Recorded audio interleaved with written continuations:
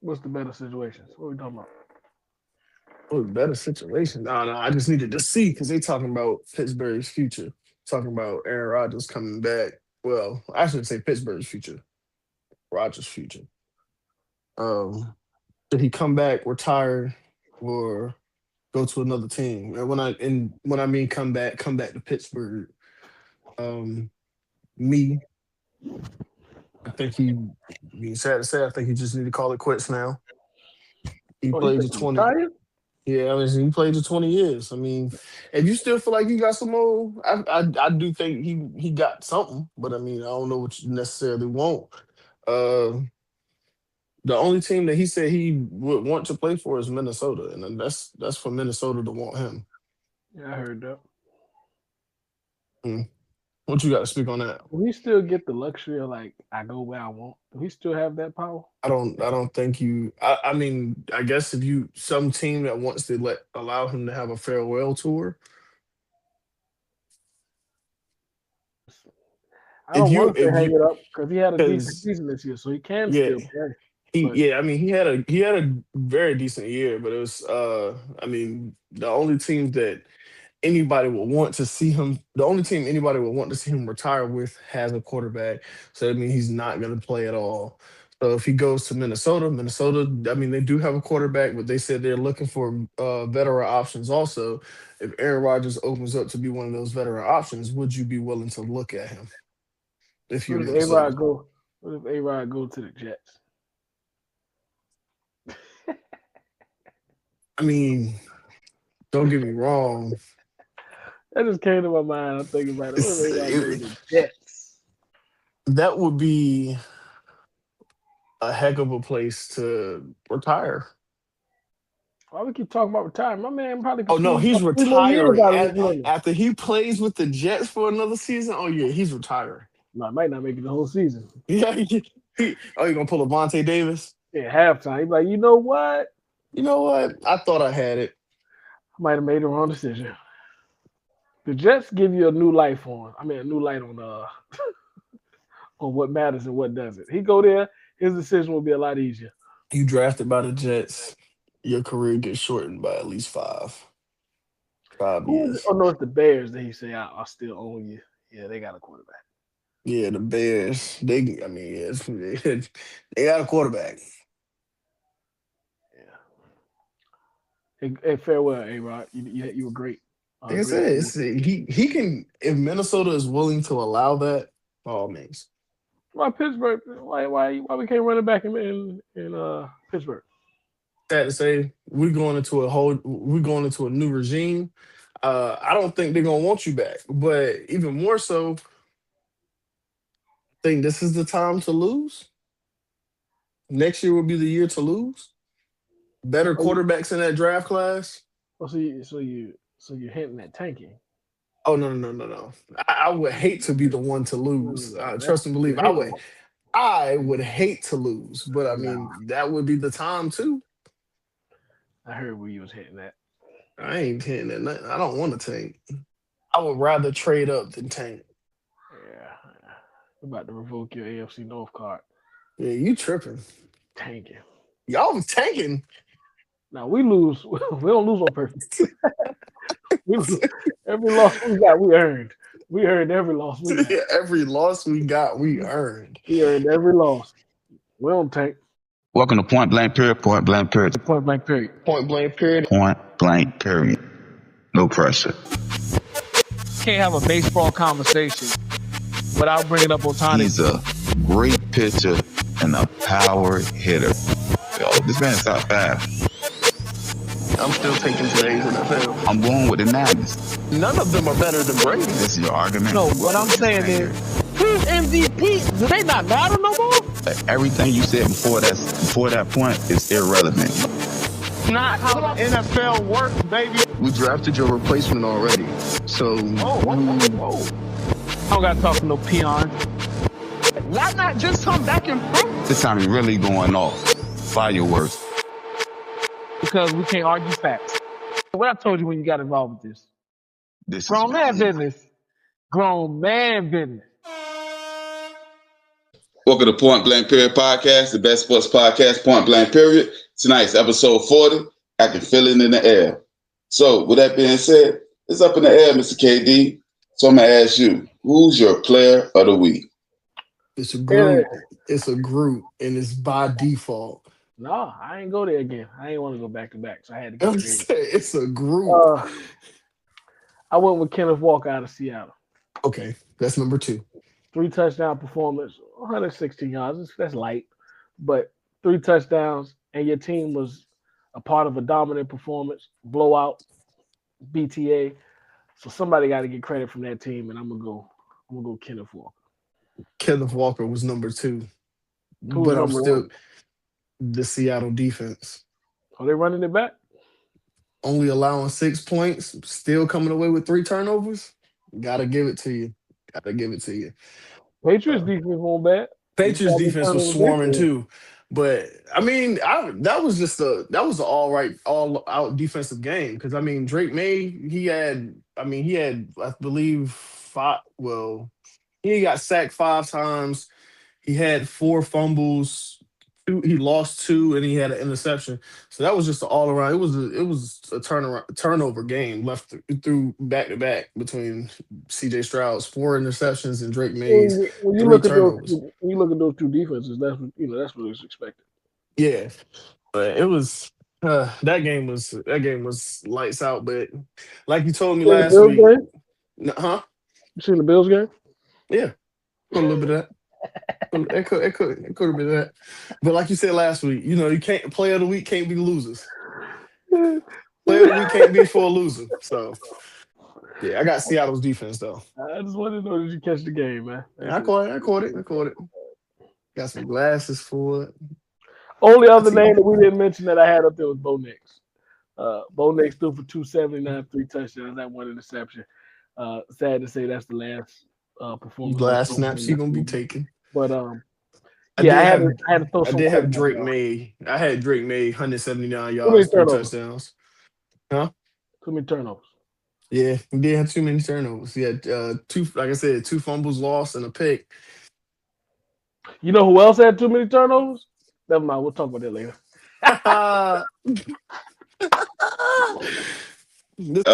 Bo Nix. I'm gonna go with Bo Nix. Yeah, Bo Nix. Because we're gonna get to our playoff injury report and coach's rumor. So we had did like a live Bo Nix injury report. So I'm gonna get an update from Mr. Amari right now about that and how would that impact the AFC Championship. It's on you, Mr. Amari. This is if anybody knows about Jarrett Stidham, they know he's a career backup. This is Jarrett Stidham's first time signing. Not signing, but this is his first time starting in a playoff game. And for it to be the AFC Championship game, this is very big. A lot of people are trying to compare it to this Nick Foles story that Philadelphia had. Sadly, I don't see that. I mean, Nick Foles was a career journeyman at that point, but he's had his brief stints at being a starter. Jarrett Stidham has not had that. We got some more breaking news. Yeah, I didn't want to. You seen the stutter in the words. That's why that. Oof. It's a good fit. Yeah. But Jarrett Stidham getting his first start against this new and improved Patriots team is dangerous. But Sean Payton's a good coach. I'm pretty sure he'll come up with a game plan. And Jarrett Stidham's a student of the game. I'm pretty sure he'll do what he can to try to come out with a win. Did he? Even as a career backup, he is still a vet. He's been around. He's been in different situations, and he's respected as a backup quarterback. So the advantage, because you got to look at the advantage when negative things like this happen. The advantage is the element of surprise. We don't know what Sean Payton can whip up and throw out there with Stidham. I expect the offense to look a little differently. He's probably going to call it a little differently. But it's really on as big as a as big of an adjustment it is in the quarterback room, it's really more pressure on that defense, and they have to force more turnovers, and they have to stay more. They have to be even more stout than they are known to be, just to give that offense a little more leeway and room for error. So, but hey, you're going against maybe the first or second best defense left in the playoffs. It's funny how the playoffs are kind of set up because we got Mike versus Sean, and then Sean versus Mike. Yeah, 2 Mikes and 2 Seans. Yeah, it's this is kind of funny. Is there any more playoff injuries updates that you want to give us before we get to our next topic? Not really playoff injuries, but I'm ready to get to that next one. All right. There's a new heir to the Bills Mafia throne. Sean McDermott fired. Justified. Who can replace him? Did they outperform him or did we underachieve? It's on you, Mr. KD. I called it out, didn't I? I called it out. As I said, this is your chance. I need to get out there. I'm about to be the new Adam Schefter. But yeah, the firing was justified. For me personally, I saw the writing on the wall. I saw it happening the day prior. The overperforms question, I don't think he didn't either, really. I don't think he put NA beside it. It's not applicable for this situation. But I understand the McDermott firing. I'm not saying it was his fault. I'm just saying I understand the timing and making that move right now in the mix of the coaching cycle we have in front of us. So, yeah. But I don't think it's going to be nothing extreme. I think they're just going to move Joe Brady up. Yeah, I completely agree. Um, the fire room was kind of like you said, written on the wall. I mean, Katie kind of called it. And with this being the best opportunity for the Bills to win the championship and still falling short. It's not necessarily on you, but at the end of the day, they're gonna point the finger at the man at the top. So you're the guy.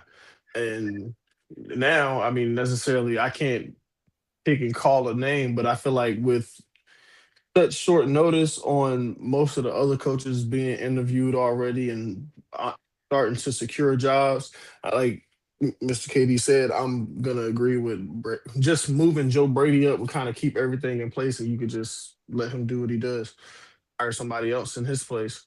But let me ask both of y'all this though. I'm sorry, John Harbaugh was introduced as the Giants head coach. It was reported that Mike Tomlin, he's gonna take a year off from coaching. If those two men is not coming in the door behind Sean, what is the point of firing him? Who else can fill the shoes and take us from a AFC championship team or a AFC divisional round team to the Super Bowl? What other coach out there can take us to the next step, in your opinion? Like I said, I think they're gonna move Joe Brady up. I don't think as of right now, y'all in that. As much as this is your window, I don't think y'all really got that. Y'all don't have the time to find that coach. Like Katie said, I agree. I think the Joe Brady move just kind of keeps everything in place, so you can steadily keep what you got, and then you just know you have to draft on defense and player of need, and then wide receiver, of course. All right, so Matt LaFleur get a contract extension. Should the Packers had dipped their toe into the coaching pool with so many coaches that's been fired, so many moves, or was it smart for them to lock up Matt LaFleur? It's on you, Mr. Amari. I think it was a good idea for them to keep Matt LaFleur. The contract isn't that bad. I think Matt LaFleur is still a great coach. And the Packers just sadly fall into the fact that their health-wise, they tend to be hurt when the playoffs come. And being that they were fighting for a playoff spot for most of the year, they had to play whoever was available. So it didn't matter if it was a Christian Watson coming right back fresh off an injury. He had to play. It was no slow progressing him back into the game. They had to rush him out there onto the field, and he had to play because we need a number one target. So if healthy, I think they can push even more than they have in the playoffs so far.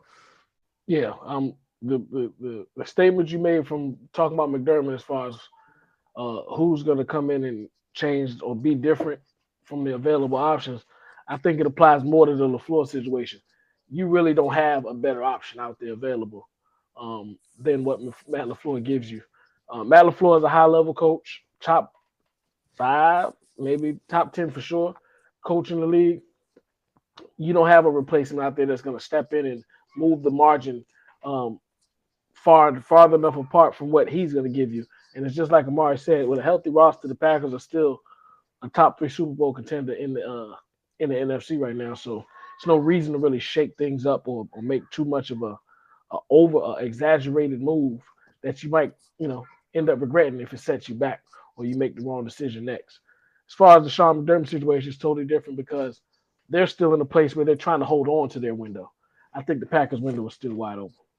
There's been some recent coaches moves. I just want a couple of updates about what's been going on lately in the NFL on the coaches side. It's on you, Mr. Amari.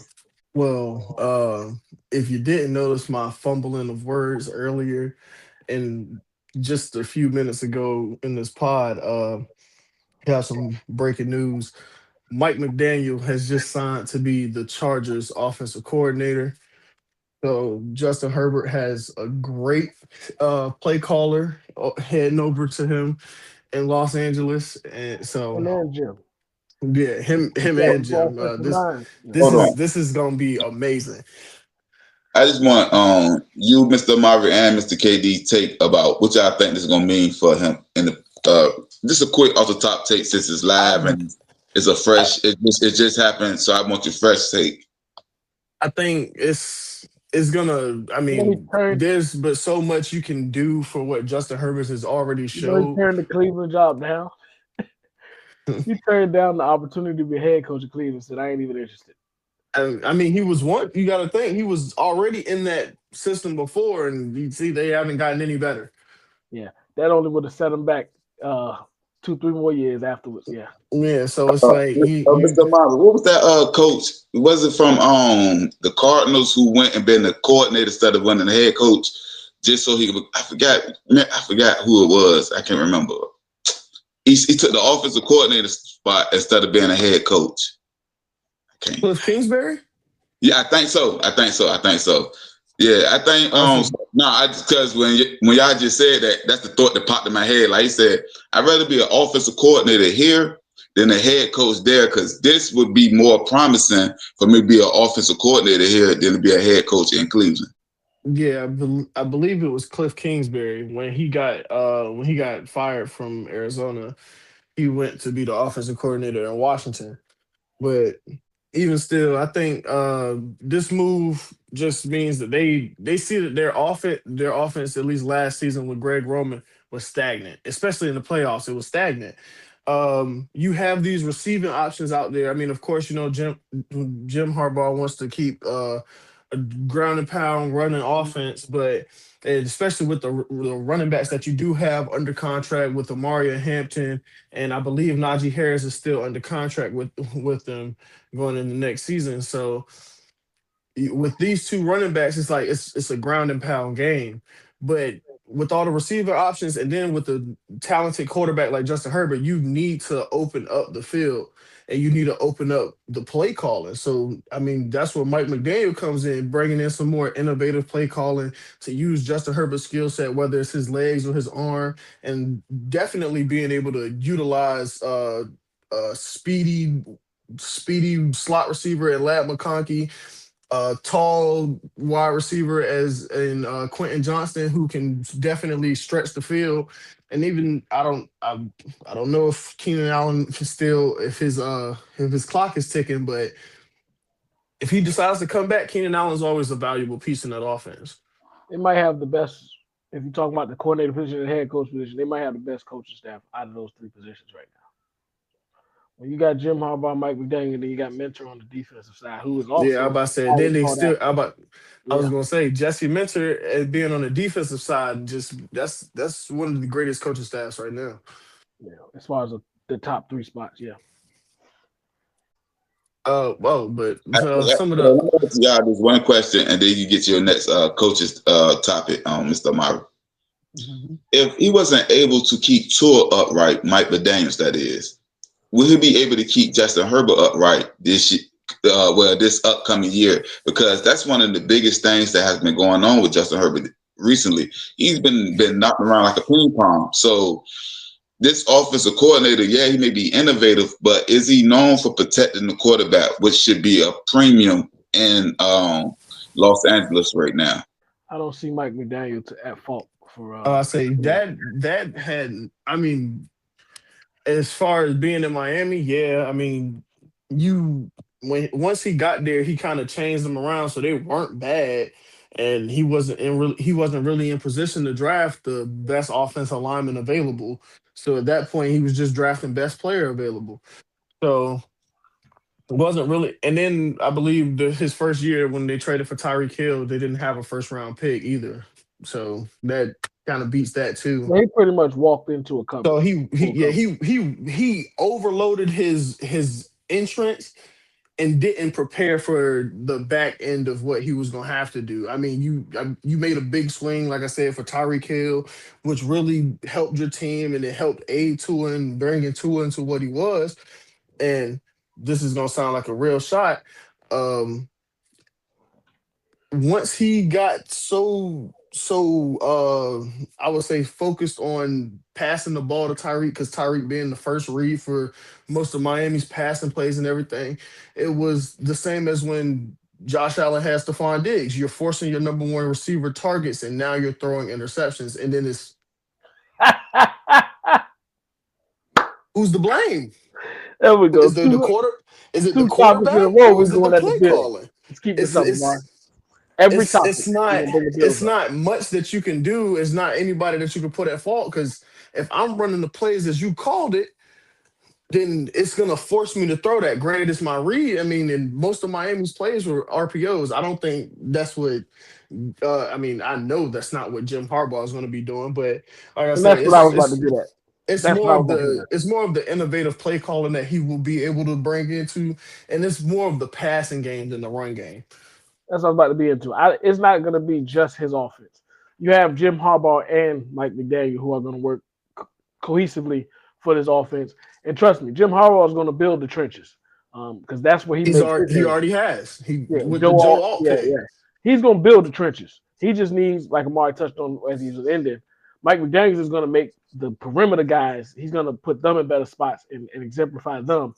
Harbaugh's still going to take control of the trenches. And cohesively, they're going to, they got the potential to be the best offense as long as they have the talent around in the AFC. But and they're another team that's plagued with health concerns. Well, that's everybody. You got to stay healthy. I mean, but there's, especially like this last season, like he was, his point was Mike McDaniel keeping Justin Herbert upright. That was their problem. Their entire O-line was decimated, and it started with both of their premier tackles being hurt. And I was going to touch on that from what IT said too. Their problem with keeping Herbert up wasn't because they don't have the people. And the fact that they have two premier tackles along with a star quarterback, they have the foundation already figured out. And we're not going to get too pretty because Jim's still there. So you can have that final say. We're not going to get too exotic where we're becoming reckless. Hey, Mr. He chose this job when he had other opportunities still available. It goes to show that he sees it the way I think we're speaking about it, as that unit cohesively. They can, they're going to benefit each other. Yin and yang, but it's on you, Mr. Amari. Sorry for cutting you off, but thanks for the breaking news. Oh, no problem. The other coaching signings, Robert Saleh actually signed with the Titans last night. Nowhere near what we went with, but I kind of see the vision. You have the franchise quarterback figured out. You have a few defensive pieces, and they did have a very good defensive rookie class last year. And going into this offseason, they have the second highest cap room. So you walking into this offseason with $100 million in cap room, you got enough potential to make moves, and especially with the way that Tennessee finished their season. I mean, I know they would love to keep their number one pick, but I mean, if you could move that, or even you could move it to trade back and get a player in the swap, I mean, I think it'll be worth it. Makes sense once you elaborate when you explain the cap space situation. But still, I still think he has some other options out there. I mean, like we've touched on it before. I feel like the Baltimore fit would have been perfect. I mean, there's I mean, I didn't expect. Oh, and another one that I really didn't expect was Kevin Stefanski to Atlanta. I mean, it makes sense being the offensive I minded said head that coach one. that he is.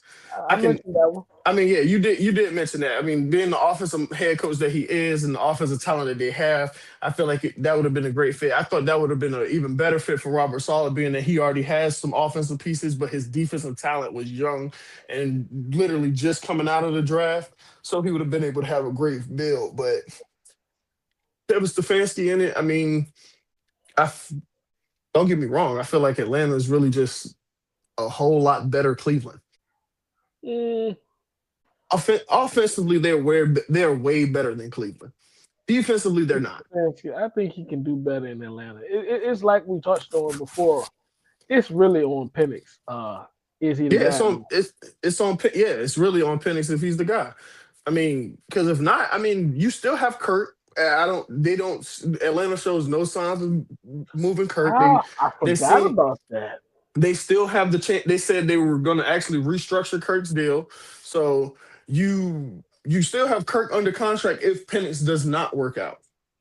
And Stefanski And might go to Kirk too. I'm about to say, yeah, that's what I'm like. I don't think Stefanski's gonna be he's gonna be shy to be like, oh, I'm not gonna play Kirk. No, Kirk's a veteran. Kirk can probably run your offense way more efficiently.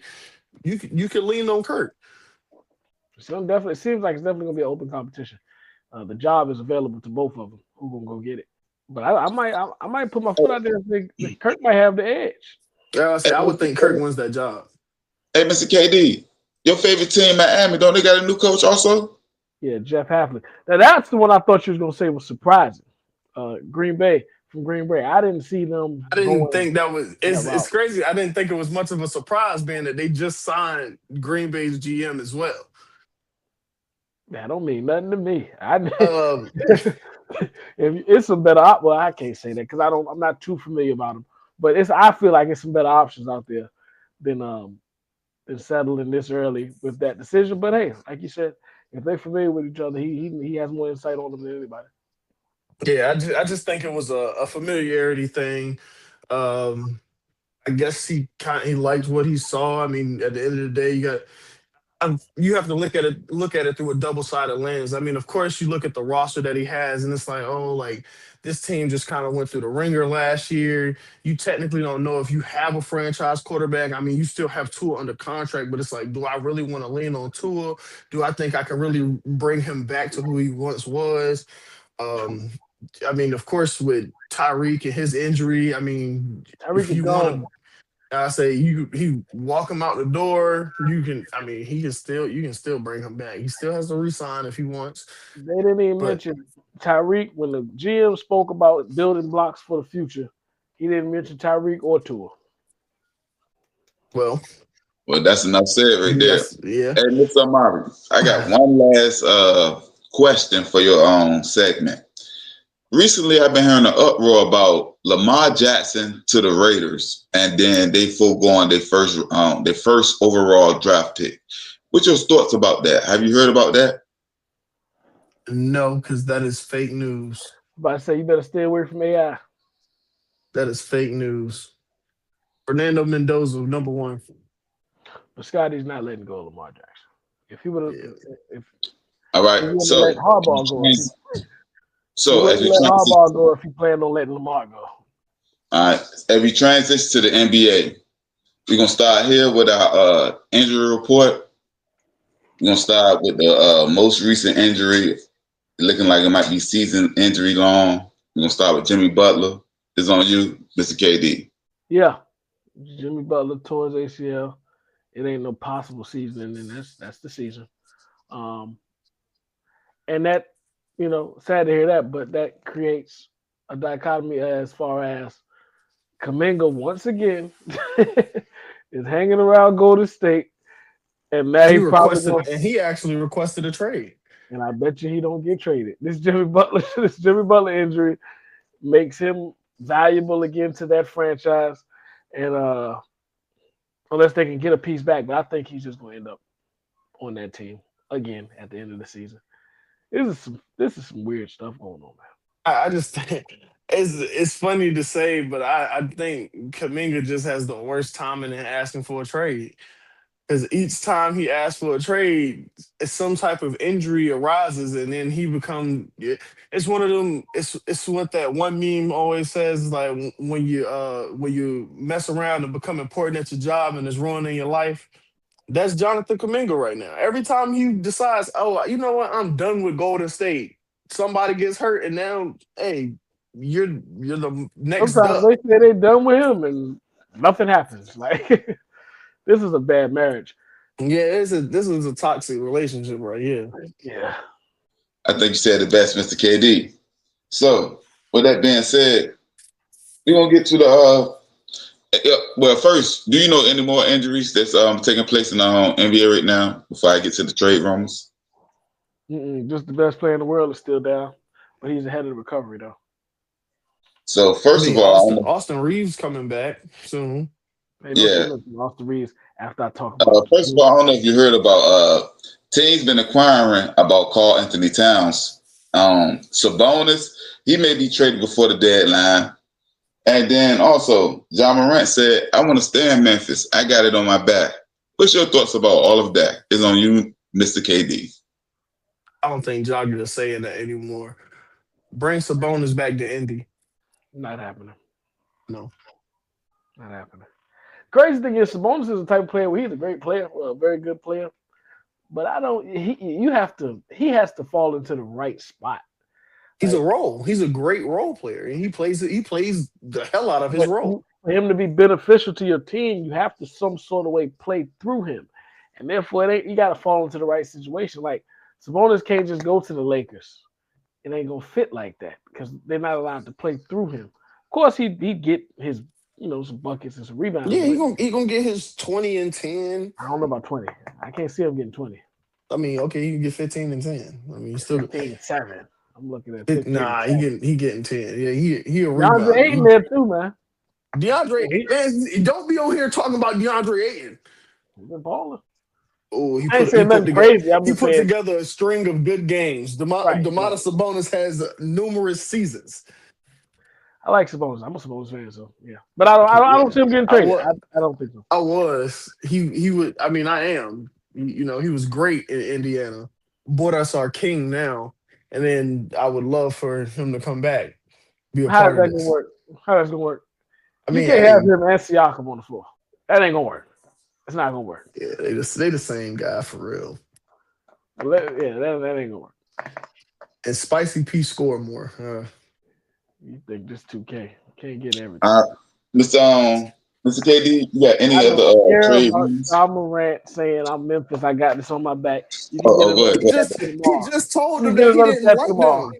He just told them that he don't like them. He won out. The viral video. He almost got. He was about to fight somebody. Yeah. Get him out of Memphis. Yeah, he need to go ahead. Get out of there. The thing is, he went out on documents saying the Heat would interest him, and it seemed like after he said it, the Heat lost interest. So now he's in the position where because like we've been talking about, they not going for them shenanigans that he do. They probably seen that video right afterwards and was like, yeah, no.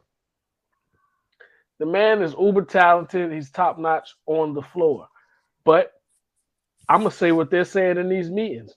He's a risky investment. That's just what it is. We're gonna talk about the Bills in every second. Speaking about risky investments, a team, a franchise that finds a new way to lose every time in the playoffs. I wonder who he talking about. The Buffalo Bills. What? The first question I got to ask you, gentlemen, tonight. Why? Tell him that it's human nature. Why? Just why Just why? But hey, if I told you that it was natural for buffaloes to be hunted, would you believe me? No, they are. That's the truth. That's the truth. Oh no, I'm just telling you, it's fate. let me ask you Oh, let me say two more things, then y'all can go ahead. I see what you did there. How bad was the officiating? Buffaloes don't hunt. Like if you look into it, they don't. How They not bad known for was the officiating in the game? Oh no, we're not doing And what can Josh Allen, that is, or the new coach and the new regime do to cut down on the costly turnovers that cost us this game in particular? It's on you, Mr. KD. You sure you want to stop me? You know what? I ain't gonna give you a second chance. Since you brought up the Bills, I didn't think we was gonna go there. But since you brought up the Bills, let's elaborate on this. Another loss in the playoffs in the divisional round this year. We spoke for weeks about how this was the grand opportunity for Josh Allen. None of his peers, so to say, in that top echelon of the AFC were in the AFC playoffs this year.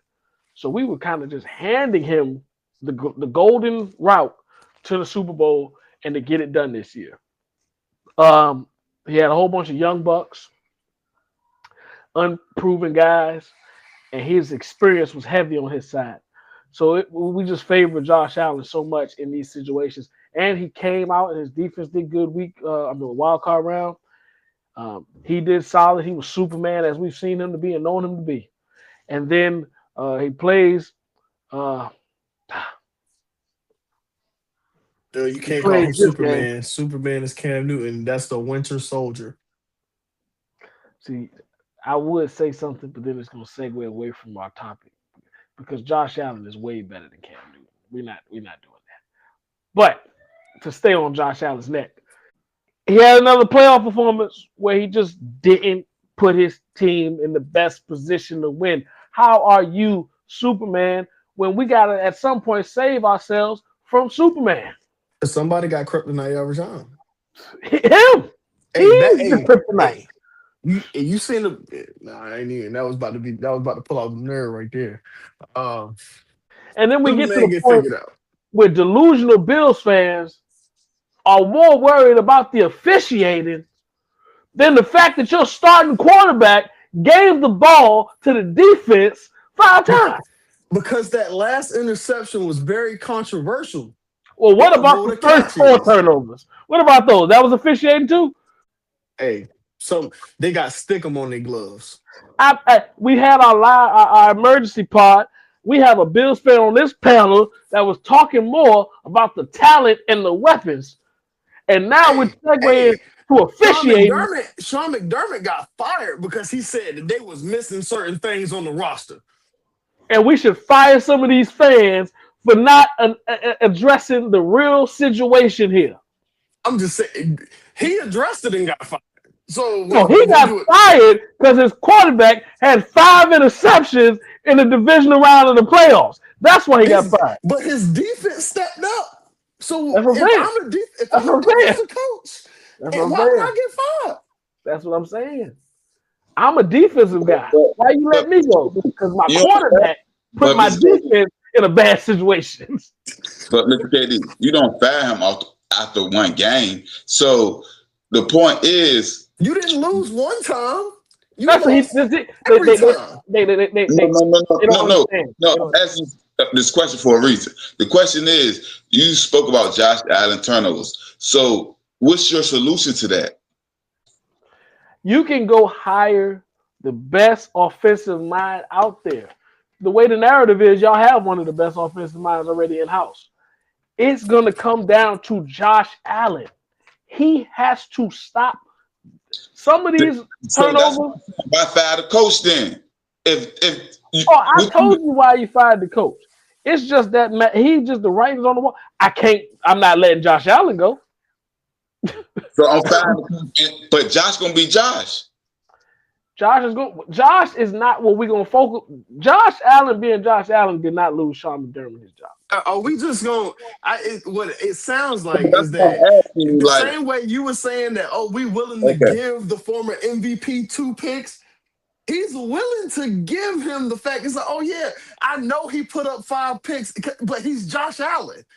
Right. Josh Allen can't fucking do that. He can't do mad, that. Don't it? It gets you mad, don't it? He can't do that. You the MVP. You the star. No. You the face of my franchise. You can't do that. I get y'all on that. But what I'm saying is bringing in a new coach going to change that? Not necessarily. I'm not going to be able to change my quarterback. I'm not going to throw my success away. Sean McDermott just fell into a victim of he's had a lot of time with this franchise and they haven't got it done. Therefore, to hold on to the window, like I said, we have to try something else. McDermott was just the scapegoat. We're not going to tie him to Josh Allen being Josh Allen. He was just the scapegoat. Somebody has to go. I'm unhappy with the results. Somebody has to catch this bullet. That was Sean McDermott's situation. Now, as far as the question you asked moving forward, it's Josh Allen. He did great with the turnovers last season. And it was Sean McDermott as the head coach, and it was Joe Brady as the offensive coordinator. He didn't have a solid number one. It was the same situation. You know what? They got him a new receiver. They got him Joshua Palmer. That must have changed the game. So we got to get him out of there. He got to throw him the ball now. He got to throw him the ball. Him and Brandon Cooks. We got to get him out of there. You forgot Kincaid. Kincaid got more involved this year. But no, on a more serious note, he had the same situation last season. He was an MVP. The turnovers was controlled, and he just lost in the playoffs. We didn't blame Josh Allen for last year's playoff loss. No. His performance wasn't the problem. This year, his performance was the problem. Same coach, same OT. I do. The only thing I can say positive about that game is I love how the team and his teammates rally around him. Josh Allen went in his presser saying he felt like he let them down. And they were like, "There's no way they felt like he didn't let them down." He absolutely, he let them down. Yeah, he let them down. He let the whole team down. And I'm with Mr. KD to a certain point. Like, yes, it's on him. That game in particular, yes, he let them down. But I said this a couple of pods ago, or maybe even last pod. You can't expect this man to be Superman 4 playoff games in a row. How about 2? 17 how about 2 in the season? How about 2? Well, how about 2? You asking 4? How about 2? He gave you playoff games. I mean, playoff series where he won 2 games and he played. He lost went from Superman to super trash. He went from Superman in the wild card to super trash in the division. He lost to the Chiefs in 12 seconds. And we don't blame him for that one. That's what I'm trying to say. Nobody blames him for that. They just that made Patrick Mahomes great. Don't connect all these past instances. It's only been 2 instances where he was the problem. I think that was 3 years ago when y'all played. No, y'all lost to us 3 years ago, and he wasn't the problem. This might be the first time that hands on his shoulder, we're not giving you a pass no more. You did not play well enough for your team to win. And what makes it worse, because we would look one way if it was is the fact that they still had a chance. Exactly. If it was a blowout, we would look one way. The fact that the game went to overtime and you lost 5 and you had 5 turnovers. That's what make us look at you more saying it was you, because the defense held up through all your mess. The talent or whatever, talent must have been good enough because you made it to overtime. You, like he came out and said, let your team down. Now, of course, the teammates are not going to let you take that on your shoulders. We get that. Everybody is media everybody trained. Plays their part. Everybody's going to feel their part. But everybody's media trained. No, everybody feels that. It's the camaraderie. Y'all got good media training in Buffalo. We give y'all applause for that. Men are not crying on cue after they QB say that because they media trained. Nah, I know. But the thing is, truth reality, they understand who Josh Allen is. Even if he did have a horrendous game, we still know who we got behind the center. And with him behind center, we got a chance. They know that.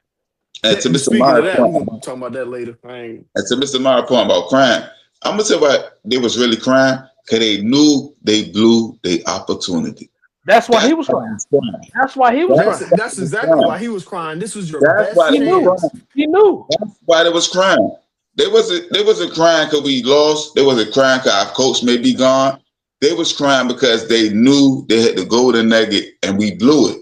This was it. We blew it. Like, there's nothing else to be said. We blew it. So with that being said, you sure you done? Because I got more to say. You sure we done with the Bills? No, I'm joking. Yes, sir. You gotta get to the next topic. With that being said, a team that got blown to the ashes. So did we see a wounded warrior to the 49ers or a dominant team, the Seahawks? What was the real result of the game? Was it because the 49ers were so hurt they was unable to compete, or is the Seahawks just that dominant? I'm gonna start with you, Mr. Amari. The Seahawks punched them in the face 13 seconds in the game and didn't let up. Rashid, boy, it was consistent. Right, left, left. And like I said with my unit of the week, that Seahawks defense did not let up on Brock Purdy and them. With George Kittle's injury, it was kind of, him not being in the game, I feel like that does make a big difference. That takes a whole threat that you have out of the way. But even still, it's like, even still, your team, your offense has been running through Christian McCaffrey all year. Christian McCaffrey was nowhere to be found. Couldn't do it. It was nothing that you could do. Seattle decided they weren't even going to throw the ball, and they just ran it down your throat. And pause. And Kenneth Walker had a big day, which he only did that because of the fact that Zach Charbonnet wasn't playing, who is his touchdown vulture. Oh, that's an injury. We missed that on that segment earlier. Charbonnet's done. Out for the playoffs. Yeah. But Kenneth Walker had a big day. JSN didn't play a big part. None of the receivers actually played a big part. Sam only had 180 yards, if I'm correct. 100 something yards. Yep. Yeah, because with his oblique injury, and even then, for him to drop that a few days before the game, giving you a key that they were going to run the ball and y'all to not figure out how to stop it. I ain't gonna lie to you. In the beginning of the game, he was dropping some dimes. I was like, this man lied. Like, in the beginning of the game, Sam was dropping some dimes. I said, them some strong drugs. But, as the game went on. Yeah, it was just like, they knew, like, we have it in the bag. All we got to do is run the ball. And they did. They was marching downfield on them each and every time. And then, like, it was nothing. Like, hot knife through butter. Yeah, I ain't got much. Touchdown here. I ain't got much. To answer the question, that was a Seahawks dominant performance. I don't care about the health part. Of course, that, like he said, you can take that into consideration. But I feel like the Seahawks that came to play that game, they were gonna smoke them, regardless. My real question is: are they a dominant team? Like, I've been saying, are we looking at the Super Bowl champions? I've been saying it for half the season. Like when you come out and you blow a team out like that in the playoffs, normally those are teams that get at least to the Super Bowl. You know, magnitude a dominant team, or are we just saying that there was a dominated a rival in the playoffs? You dominated a team that you already seen twice. And what the last time we beat at this magnitude? Yeah. No, you're not. There's a true emphasis to this, and then the fact that they already have this big rivalry because it's the NFC West, 3 teams making it out, and then Seattle and San Fran already have their own kind of rivalry that goes down. To beat you twice, and then the last time, like Mr. Katie was about to touch on, to steal the 1 seed from you. When you had the chance, you're talking about whole way home through the playoffs. If you get to the Super Bowl, you home. This is your dream. Any team's dream to snatch it. We came and then go into the playoffs and give you one more chance. And then it just, we took it light on you during the season. We really turning it up now. 2 things I took away from that performance is, one, like I've been saying for half a season, that Seahawks defense is a problem from front to back or back to front, however you want to look at a defense. And I want to give a shout out to Mike McDonald for what he did. And I ain't gonna lie, they fleeced us. I will say this: we traded a 2nd-round pick to get DK from them, and they traded up in the 2nd to get Nick Emanwari, and that man completed their defense. I like Ernest. Ernest Jones gave them a leader. Yeah. But they needed somebody for the back end because Julian Love, he's athletic, but he's the ball hawk. They needed an enforcer in the back end. They went and they traded up and got Nick Emanwari from South Carolina, and he gave them that enforcer. And like I said, like now, the way their defense looks, it kind of reminds me of a younger Legion of Boom. I was about to say that. And not only just that's the tie back, we haven't seen them play meaningful games with a real shot in so long. I forgot about the 12th man. When I was watching that game, that stadium from the kickoff on recorded seismic activity. Actually, who is going? That's an environment to play in right there. Like that's an environment that's going to work against you if you're the road team. We'll get on that later about the game coming up. But yeah, I've been tooting the Seahawks horn for a minute now, but that performance, man, that shook it up for me. Yes, speaking of environments, so with the rain and sleet falling from the sky, Baby Brady and the Patriots get to the AFC. Got it. How good is Drake May? First. Secondly, I can feel it in the air. The Patriots are back. How good are they really, and how do they get so good so quickly? And lastly, C.J. Stroud. Is he just another Ohio State quarterback? It's on you, Mr. Amari. First off, let me make this clarification. Yeah. Cut the Baby Brady. He was not serious. He just trying to be figurative and catchy. Do not pay too much. The Baby Brady? Yeah, don't. Yeah. Yeah, I say, yeah, that's, no, we're not doing that. I'm about to say, him of all people, 20 years should know that there can't nobody be compared to Brady. But even more so, I mean, I think Drake May has solidified himself as one of the top quarterbacks in his class. I mean, although he did have a rough rookie season, I mean, that ultimately means nothing now when you go 14-3, go into the playoffs, and so far as of now, you dominating.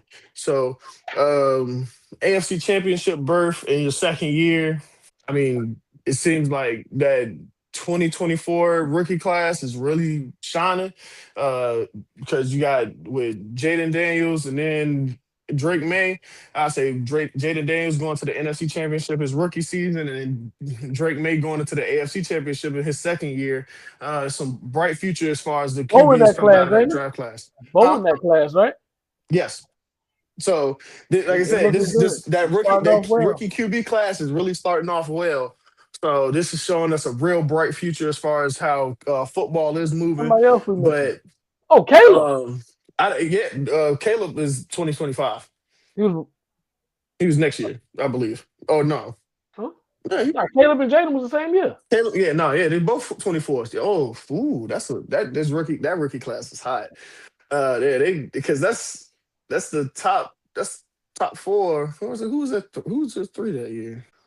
For who won at 3? Because to each his own. I feel like the Patriots being back. I do think this was. I mean, they did have the lowest strength of schedule this year. They did benefactor from that, but even more so, I mean, they played the people who were in front of them.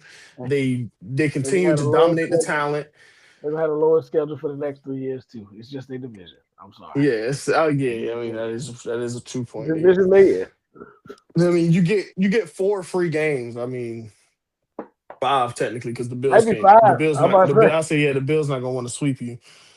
So you get 5 free games in your division. So I mean, there's that. You're probably likely to play the Giants at least once, and to give you 6. Like a nice schedule. Yeah, it's like you get 6 free wins. I mean, hey, in that division, you can probably make the playoffs. Poised, man. But that's what I want to say about Drake. Yeah, he's very poised in the pocket, even a collapsing pocket, and then with his mobility, he can get out and make certain plays on the run. He has true faith in his targets, no matter who he's throwing the ball to.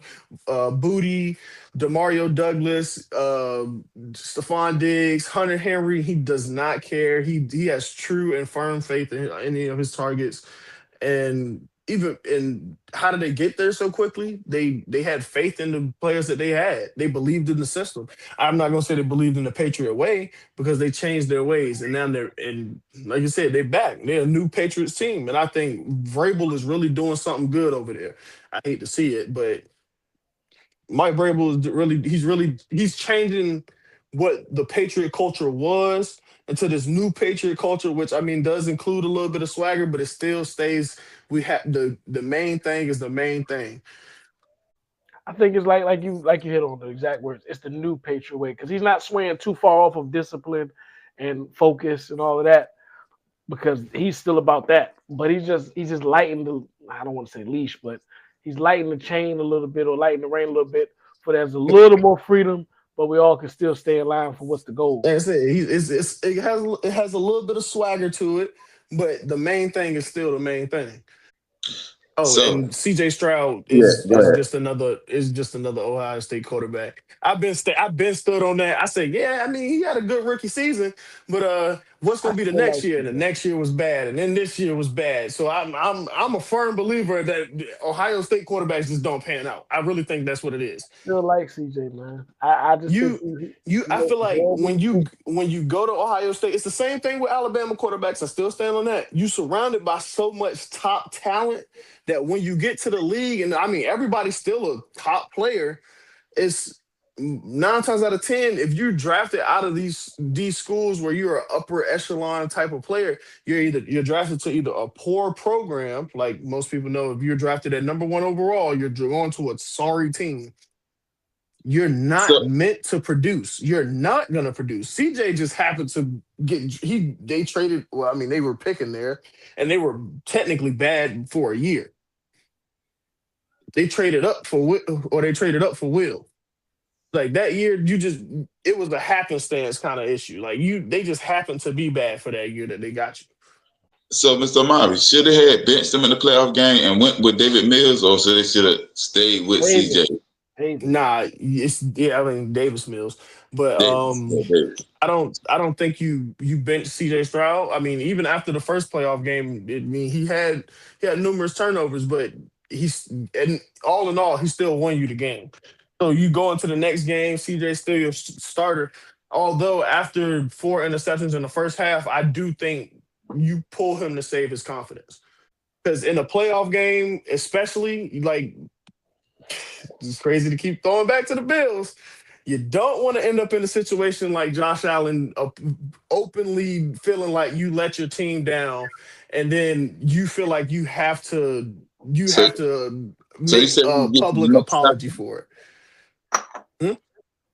Oh, I thought you said we get to the next topic. That's what I thought you said. I disagree. You gotta entertaining the topic or the choice, I get that, but you gotta go with your guy. CJ had to. You're not subbing in the regular season. That's one thing. You're not subbing your franchise guy out in the playoffs. You can't, especially not while the game is still reachable. Hey, so Mr. KD, I'm glad you said that. I got a question for you. As it stands right now, who do you trust more if you was the coach? CJ Stroud or Bryce Young? CJ Stroud. How about you, Mr. Amari? I can trust Bryce Young in the fourth quarter, but it's like if I need you for the whole duration of the game, I'm taking CJ. It's like I feel like he gives me my best chance. And I think I'm right there with you, Mr. Amari. I think Bryce Young CJ may give me my best chance, but Bryce may give me my best chance to close. And I think that's probably the difference I see between them. So I might take Bryce Young in that argument. But with that being said, Mr. KD, the thicker kicker, that's the Dana Gavin, kicked the Rams into the NFC Championship. What does this mean for Matt Stafford legacy? But first, we must talk about Caleb Williams and his performance all year. And I had to say that because I was a Caleb Williams hater. I ain't gonna lie to you. I'm coming around the corner. This last game in particular, it showed me so much. And I'm not even talking about the past that everybody is so wild about. I'm talking about everything that preceded that. He showed me a lot this game. So, and then not only that, I always talked about him and Ben Johnson. When I see the plays that Ben Johnson was dialing, I'm talking about first quarter, second quarter, coming with the fake bootleg, the fake shovel pass, the fake reverse, blah, blah, blah, this, just to get people moving 5 yards here, 6 yards here. So then when it comes fourth quarter and I do that play or try it again, I can get you for a 20-yard bomb downfield. Like, it's masterful. But it's on you, Mr. KD. What's your thoughts? Caleb had a great season, great bounce-back season. Like I said, throughout the whole season, I believe in the Ben Johnson and Caleb Williams duo. They got it clicking and really got it clicking and really got it going and put themselves in a position as they was to be NFC champions, to be honest. The offense, and I'm not saying the defense did bad, but I'm just saying the offense did solid. The defense did tremendous, actually. I think we were robbed a little bit. The conditions in that game, as far as the weather, kind of robbed us of what I think that game really could have been. If we talk about a straight shootout, two offenses just backyard scoring, throwing it around. But Caleb almost put up 4,000 yards this season. I got to interject just a little bit. That's football, baby. If it ain't for the weather, this ain't football. This ain't no indoor arena. Like, the elements is what makes the game. So numerous teams in the NFL with domes. We have dome teams. It's not like it's no. I get the point, Mr. Amari. Yeah, but I think it's more outdoor teams than indoor teams. But even with that being said, it's still football. It's played outdoors. It's an outdoor game. Even though I know we simulated and we played indoor and domes, I understand that. But go ahead, Mr. KD.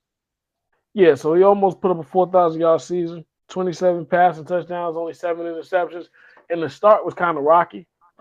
So we're expecting even way more from him next year. Actually, you got to jump this, especially when we're seeing you play in the playoffs and your performances have heightened in those moments. You don't want to harp on that throw, but that throw was phenomenal. And not just the throw, that whole play, the extension of the play.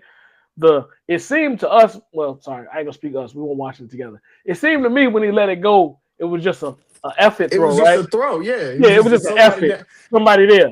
But then once you see the end of the play, you're like, wow. Like, that is a phenomenal play. And it's crazy, but I mean, the comparison made so much sense because, I mean, his player comp, like we were talking about last episode, was Patrick Mahomes. But and I never believed it. I didn't really. I was like, man, I mean, I've seen it a little bit in college because of some of the throws he was making, but it was like, hey, I ain't seen it in the NFL. But that really showed it. But somebody, I don't know which show exactly I was listening to, but it was like with Caleb's style this year, at least for most of the back end of the season and his playoff performances, it was Aaron Rodgers with a little bit of Patrick Mahomes. And I was like, that last throw was, I was like, that gave me the Aaron Rodgers Hail Mary, but you can't put two goats together to make them. You can't. That's why I was like, oh, it's a like, that's his peak. If that's his peak, then by all means. But I don't think Caleb is, especially in Ben Johnson's scheme, is scratching the surface nowhere near. I think it's that Patrick Mahomes comparison, but he needed his Andy Reid. And now he's got his Andy Reid. Ben Johnson's there, he got his partner in crime. And now he's going to open that Pandora box of what his arm talent and his capabilities really can be. Mr. KD, I agree with you so much. And that's why I said that's when the pendulum swung for me. Like, I was saying what the coach was doing, and I was saying that so how we always speak about Brock Purdy, like, well, it's Shanahan. I'm looking at that. You can say it's Ben Johnson. But then this is the thing that I think I criticize Purdy about, that he does have. He can make that other throw. He can make that other pass. That one that Purdy can't make, that one that Sam Darnold can't make. He can make that other pass, and that's where he's different from most. So I see that that's like a match made in heaven to me. Like those two, 10-year easy run. Long, and to your point that you said earlier, their defense been grade 1 all season long. So you keep a solid defense with that arm talent and that coach. This is why I thought about this earlier when y'all was speaking about the coaches, Miss KD, and I want to get your opinion. If Mike McDaniels would have went to Tennessee, because it's hard-nosed defense of him being the coach with an offensive mind, and then that probably can unlock something for Cam. Do I want to try with Cam Moore, or do I want to go with Justin Herbert? No, I understand from his perspective. I'm speaking of what do you think? How do you think that look? Because that's. Oh, I think if we just go on the Mike McDaniel topic, I think his best move was either Detroit or Philly. That's what I think. You say Detroit or Philly? Yeah, as an offensive coordinator. But I was surprised by him picking Detroit. I didn't get Detroit, but why you say Philly? Talent. The talent is there. You got Saquon Barkley. I'm sure he can. I see instability there. Instability? Nah. Jalen Hurts is probably the ideal quarterback to run an ideal Mike McDaniels offense. No, I don't think unstable. I think that AJ might be gone. By trade deadline next season, I don't think AJ Brown will still be there. You still have Saquon. You still have Saquon, Jalen, Devontae, Dallas Goedert. We can get another receiver. We can get another for my system, for what I'm trying to run. Nah, I get you there. That I do agree.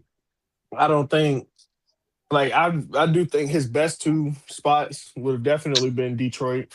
I don't think, I do think Detroit and Philly would have been great spots. I don't think LA, or at least with the Chargers, would have been is a bad spot either. Because right, you have Justin Herbert, you have a proven quarterback. No. Him choosing to go with the Titans.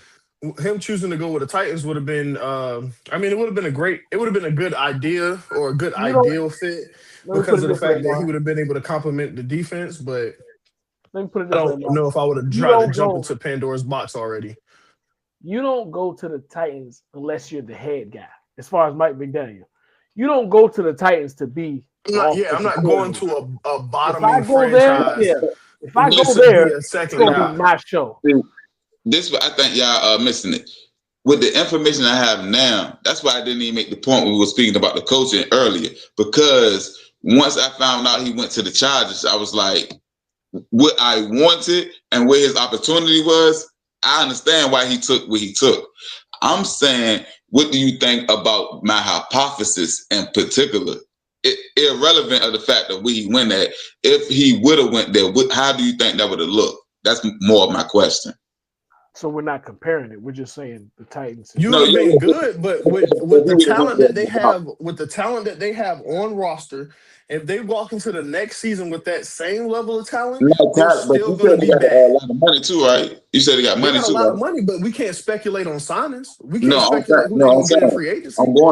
I'm saying, what do you think that look like with him as the head coach, him as the offensive coordinator, with the answering your question? They're still going to be bad. We can't say because we don't know where they're going to spend that money. They go with the same roster they have now into next season with no signings, they're still bad. And if you're Mike McDaniel, I'm not going to uncertainties. After I just seen how my last instance go, I'm going somewhere where it's solidified. My quarterback got to be solidified. Then I'm looking, are my weapons solidified? Then I'm looking, what is my situation? Do I have a chance to compete, or am I just here? The more secure the positions are, the more secure your job is at the end of the day. Basically, Tennessee can't keep up with who else is making the call. So I got to say one thing. First of all, I think it's 20 outdoor stadiums and 11 indoor stadiums in the NFL. That's first. Secondly, we got to get. Teams. You said what, sir? It's 32 teams. You got to think. 2 of them share a stadium. Yeah. So, right. LA. So with that being said, no, actually 4 teams share a stadium. There's more than just LA, New York. 4 teams share a stadium. The LA Rams. So let's get to the LA Rams. And the Giants and Jets. Yeah. You said what, sir? And the Giants and Jets. Yeah. So that's why I think that's why they said 10 or 11. I ain't want to be inaccurate. But the bigger point of what I'm saying is, let's get to the LA Rams. What do we think about them getting to the NFC Championship and them winning the game in particular? You know, I like to toot my own horn. I've been saying the Rams for some time now. I've been saying the Rams, and I've been pumping up the Seahawks. So it's looking like I might have pictured this. Man, you a bandwagon. I might have pictured this. I've been pumping up the Seahawks forever, and I've been saying the Rams is the best looking team. Okay, so who getting to the Super Bowl is the question. You got to pick. That's later on. That's later on. Nah. You we got that topic later. We can jump there now, but we got that topic later. I'm just saying. Our team gonna let us do it. Go ahead. I was like, that's later on, but I was feeling good about these two teams making it. I was like, Now on the other side, I ain't call that. I thought the Bills would be there. You know what I mean? I would have thought. Yeah. This is not the Mercy Pod, sir. Don't matter. It's news. I don't like when people make me look bad. That whole franchise. Make sure y'all check out that Mercy Pod. It's doing numbers on YouTube. Is it up? Yeah, it should be up. What else is there to watch on YouTube besides us? I'm gonna go put my comment in there. With that being said, I'm gonna start with you, Mr. Amari. What's the best game in the divisional round? So I came in saying I thought that the 49ers and the Eagles game was gonna be the best game in the playoffs, but I was wrong. This week we had some games. Who trumped them? We had some games. I'm here to ask you this question. It's not. Let's get your answer first. I'm gonna start with you, Mr. Amari. Hey, I think KD got some. KD looked like he was about to say something. Well, I'm just saying, because you segued saying you thought the 49ers and the Eagles going to be the best game. So who took over the 49ers and Eagles? Just a quick question. That's in order, though. I don't know. It's maybe a team that y'all will pick. So I'm going to start with, you got anybody, Mr. Amari? Go ahead. The Broncos and Buffalo game was a pretty good game. How? Ooh, that was a great game, wasn't it? Overtime. It was a pretty good game. Overtime, everything. It was a battle of two defenses, two almost. But it was a battle of two top defensive performances. The Bills just couldn't pull through. Bo Nix showed that he showed how he's been getting it done through and through. Add another game-winning drive to his on his resume for this season, but ultimately at the end costed him his season, and he was out for the remainder of the playoffs. Mm-hmm. But that was a stellar divisional round playoff game. Katie, you got any more? Any more games? You got any more, or is that your game too? No. We was watching the same 4 games this weekend. The best game this weekend, and I'm feeling like IT is leaning towards saying the best game of the playoffs, but I know he don't want to go out on a limb and say that. We had everything we needed in this game. We had touchdowns, we had turnovers. It was a good game. IT, which game did you prefer? I thought y'all totally surprised me. I really am. I'm surprised. I believe the most impactful game maybe for this podcast, me personally, easily, was the Bills game. Easily. But I think the best game was easily the Chicago Rams game. It had everything. This goes to the point that we were speaking about earlier. It had the weather. It had back and forth. See, when I see the Bills game and the Broncos game, I see a lot of mistakes. I'm saying as an objective viewer, as a non-fan. I see a lot of mistakes, sloppy play, people pitching the ball back. But with the Chicago Rams game, and I said something, and I hinted at this earlier, because we're going to do our red light, green light playoff edition coming up in the future podcast. Check that out. That I started with red with him, and now I'm at yellow with him. And the way I feel about him, that game encapsulate. That was a game-changing moment that I had watching him in this game. That was You said what? He lost. If you can't lose, if you can't learn anything from losing, then I don't know what you're here for. I just don't understand why we amplifying the loser more than the winners. You said what? No. You asked me what was the best game. The Rams still won the game. It was not the best game. I think that game was back and forth, and it went to overtime. Was back and forth. And it went to overtime. Bills went to overtime. But I'm saying I believe the Bills game objectively was more sloppy, and it was a more concise and a better game. I pull you to do this. You pull your box score from that game. Pull your box score from that game, and then you will see that the weather robs you of a performance. No, the weather don't. My bad. The weather didn't rob me for anything. The weather is part of the game. The Denver and Buffalo Broncos won't play in the dome. You said what?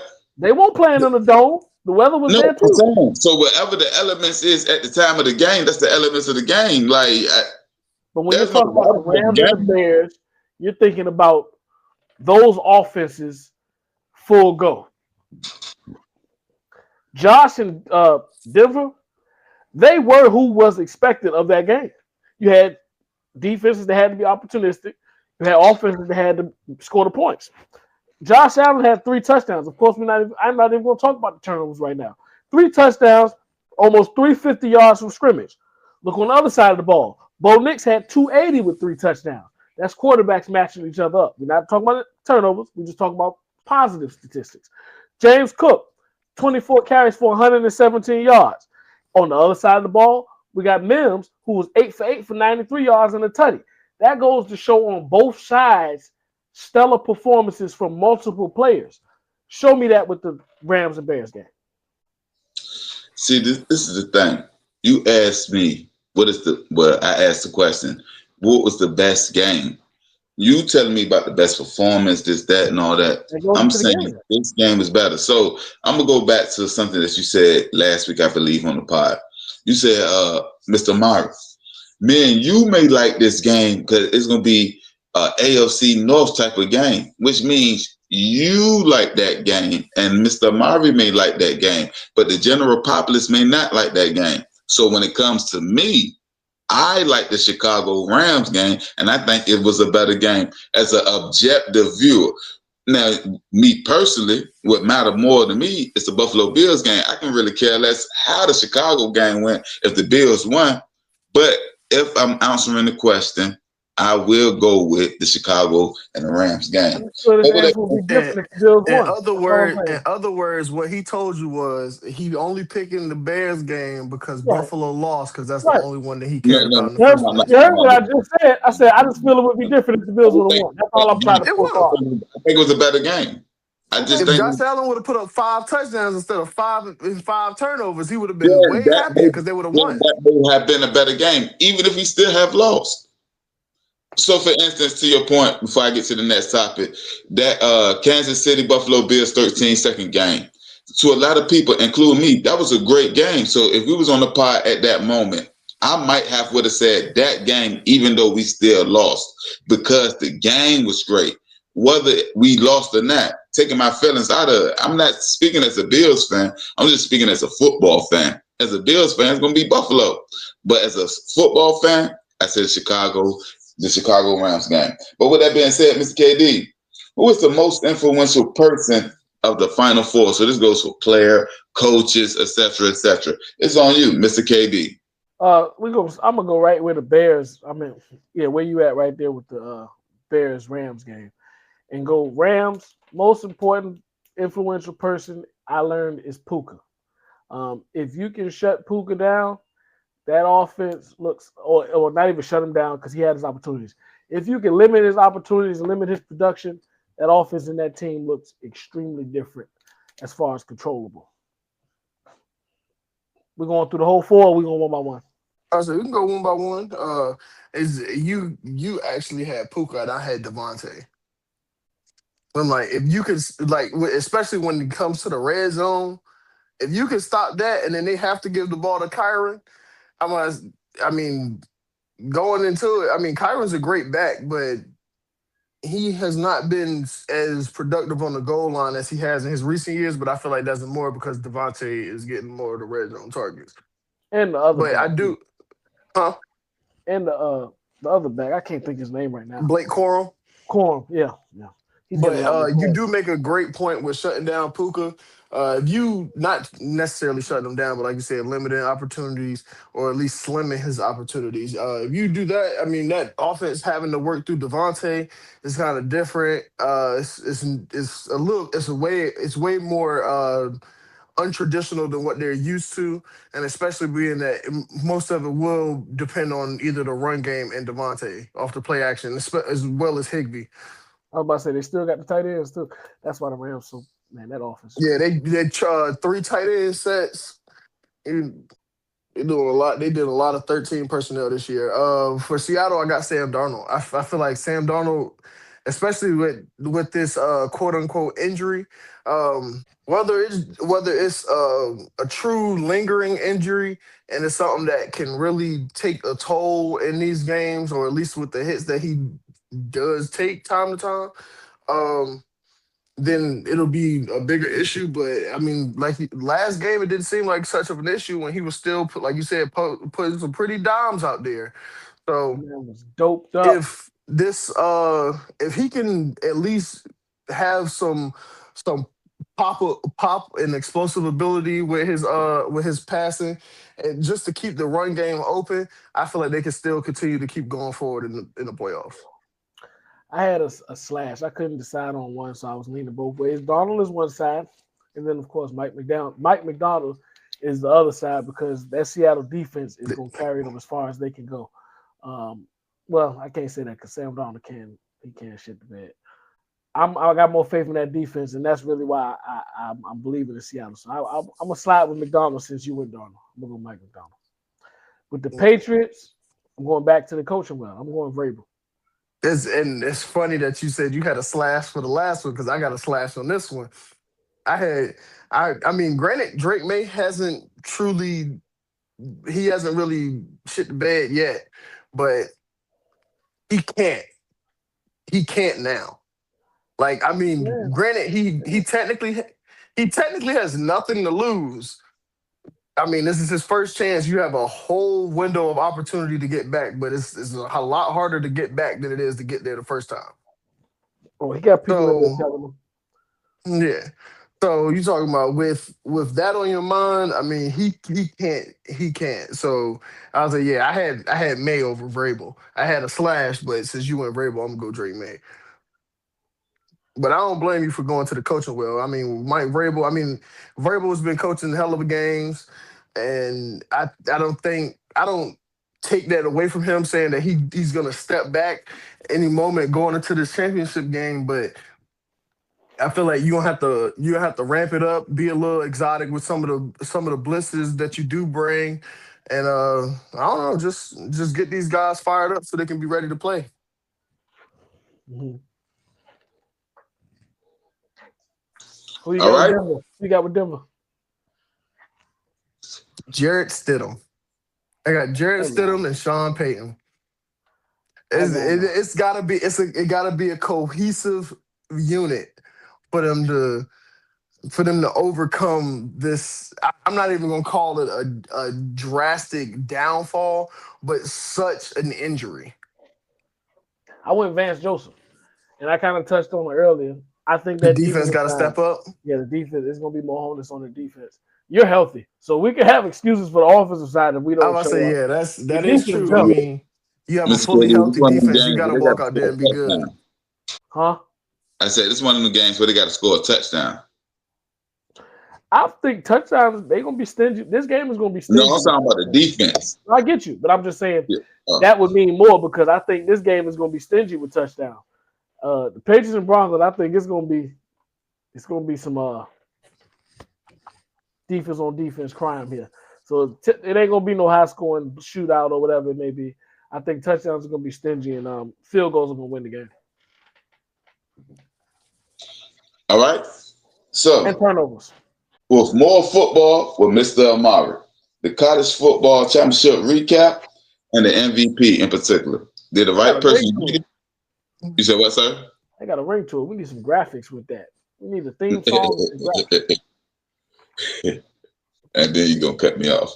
But I mean, Did the right person get the MVP? Did the wrong person? Is anybody else in consideration? What's your thoughts about the game overall? It's on you, Mr. Amara. Did the right person get the MVP? Yes. Was there anybody else in consideration? Personally, no. Indiana walked into that game with their heads held high, coming off a 16-0 season in the Big Ten, running through the playoffs, killing everybody they played, and knowing that they were the best team out, and they controlled that game through and through. The trenches really ran that game. It was a real good defensive game on both sides, actually, but that Miami defense, whether it's bend don't break. I mean, they were just bending a few too many times. They did give up the one touchdown early, and then they came back, scored their own touchdown, and after Indiana kicked the field goal and putting the lead at 12. I mean, not 12, but 10-7. But ultimately, Indiana just dominated on all three phases of the game, taking the lead 17-7 after a block punt and returning that for a touchdown. And then after that, they just kind of ran away with it and just kept Miami at bay. But Fernando Mendoza, or the future number one pick, Oakland Raider. Not Oakland, Las Vegas Raider. I want to put y'all where y'all were best. But he is definitely showcased why he will be going number one overall. Extremely humble guy. Really played on his P's and Q's in this game, knowing the type of defense that he was going to be going up against. And a lot of people were definitely saying, like, oh, he hasn't had a Heisman moment. He truly hasn't had a Heisman moment. And he certainly did in this championship game. He ran over 3 defenders dove, extended the ball into the end zone to get the game-winning touchdown in the national championship. Can't tell me otherwise. He's the Heisman. He's the number one overall pick, and he solidified his case. Right, I'm right there with you. He got the benefit of the doubt of being the Heisman, the biggest name in the game, and he didn't throw the game away, so therefore he gets that front seat.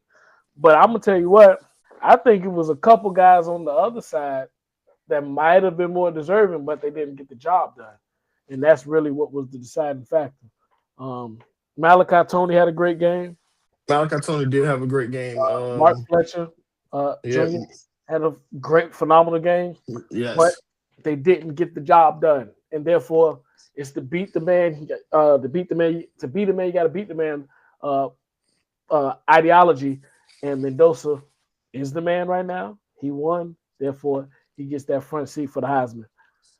And like you said, that rushing touchdown, it spoke volumes off of how tough it was, man. That was a tough run right there.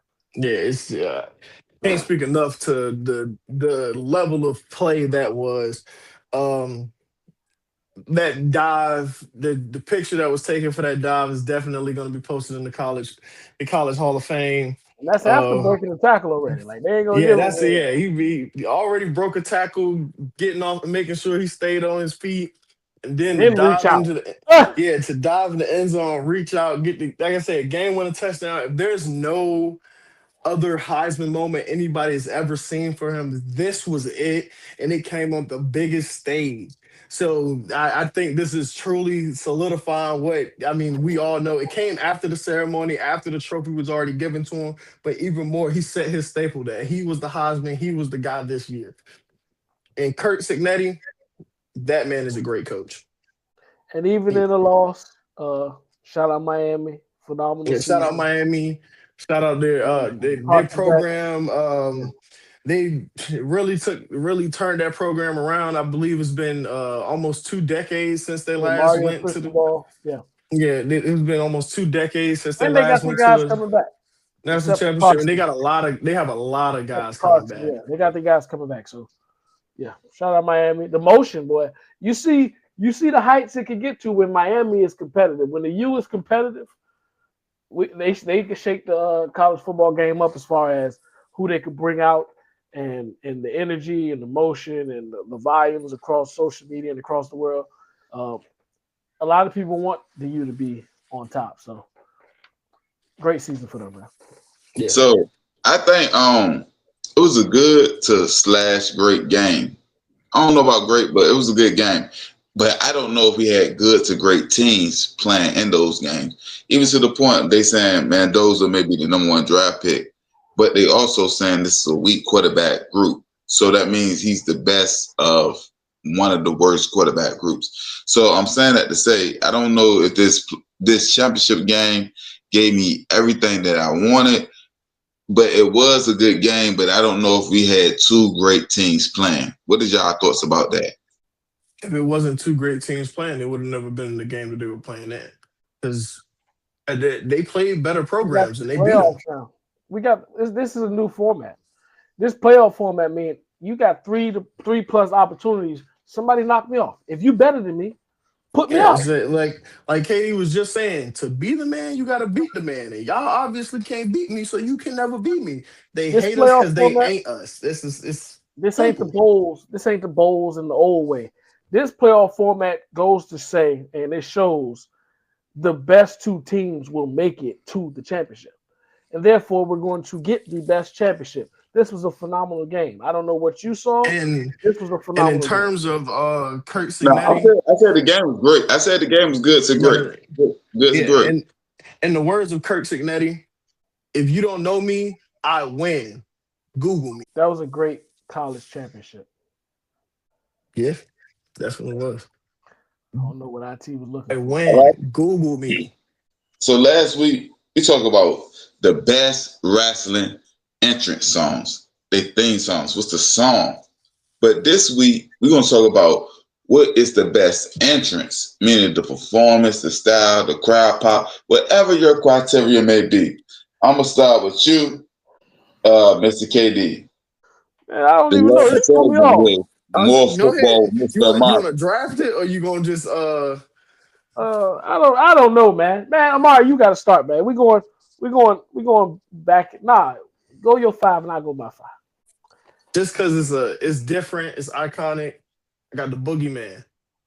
You said that 2 weeks in a row. You was a Boogeyman fan. You already showing your. I had the Halloween costume. I can't lie. I had the Halloween costume. I'm not gonna lie. Rey Mysterio. Yeah, for sure. And the Y2J, Chris Jericho, Stone Cold, and Jeff Hardy. Man, we ain't got none of the same 5. This is beautiful. Your 3 of your 5 were my honorable mentions, but we ain't got none of the same 5. All right, let me see if your 5 is my honorable mention. If you watched last week, if you say know where I'm going with this week. If you say Batista has to be on the list again. Like you can't have the best song. Firework, I get it. You can't have the best song and not be in the talks for the best entrance. It just don't work that way. Batista has to be in there. Secondly, well, I ain't really got an order. I got Eddie Guerrero. I'm talking Low Rider, Viva La Raza. Yeah, Viva. With the hydraulics jumping up. I got Eddie Guerrero. Gotta get it one time. Okay. I got Goldberg, since we're not limited to the WWE. We talking wrestling. Hey, it's my favorite wrestler right there. I don't know why. We're gonna talk about that. Yeah, this is my favorite wrestler my whole life. They knock on the door, and that man come out, security, the cops, then walk through the fireworks. That's the optics of that is crazy. Insane. Triple H. First off, walking through fireworks in general, insane. Right. And then blowing the I don't know how he does it, but he just blow the smoke, and it's a great optics. The optics of the work. Insane.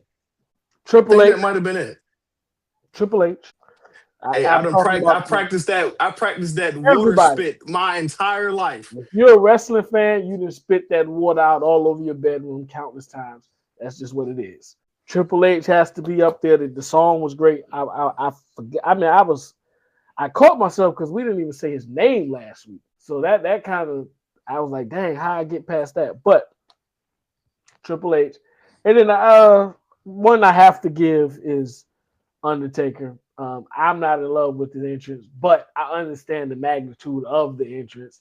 Like I said, all the entrances I took were all like iconic because it's like with Stone Cold, like IT was saying last week, with the Stone Cold and the glass breaking. You literally see the glass breaking. He walk out, right? Shit, like, and what JR used to say, talking trash the whole time. Yeah, he's talking trash. You dirty mother. It's like he was he's talking trash about him the whole time, and he's just walking down. He don't care.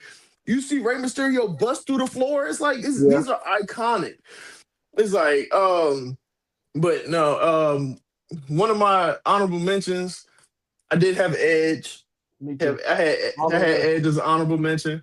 Yep. I actually had Legend Killer Randy Orton as an honorable mention. I just fireworks. I need the rainfall fireworks. I loved it. I love that. Shawn Michaels, gotta have Shawn Michaels. And then this is for some of our new. Well, I mean, I know where you're going.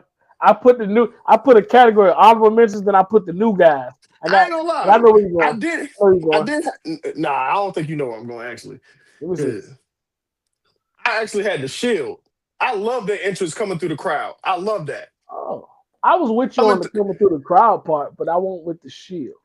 I was more new people and new guys and younger guys because I was talking about the Usos coming through the crowd. Yeah. I had both of them, but it was like once it was the segue off of the coming through the crowd thing because I love that. I love the fan interaction along with the Sandman.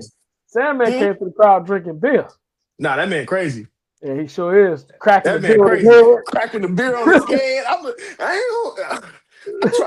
I ain't never. It wasn't a beer. It was a little Pepsi can. But I did it a few times. I ain't go there.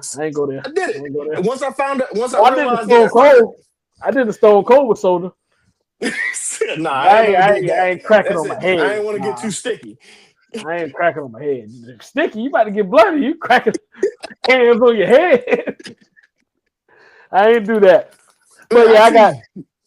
What I said? Oh, my other honorable mention that we didn't touch on was because you said Edge, Austin, Mysterio. Those are three.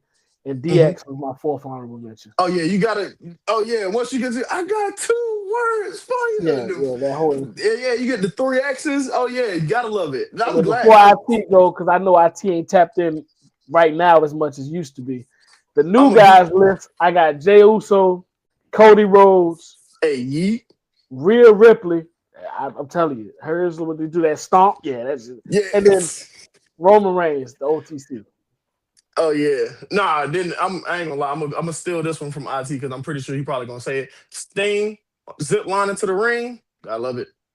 See, I ain't want to pick specific interests because Sting never had no good interests on. Yeah, that's the most specific one. Because I mean, like with Triple H, it's like I could take the base one, but I say it every time. Like my favorite one is him coming back after winning King of the Ring for the 2nd time, and then my man came on the throne.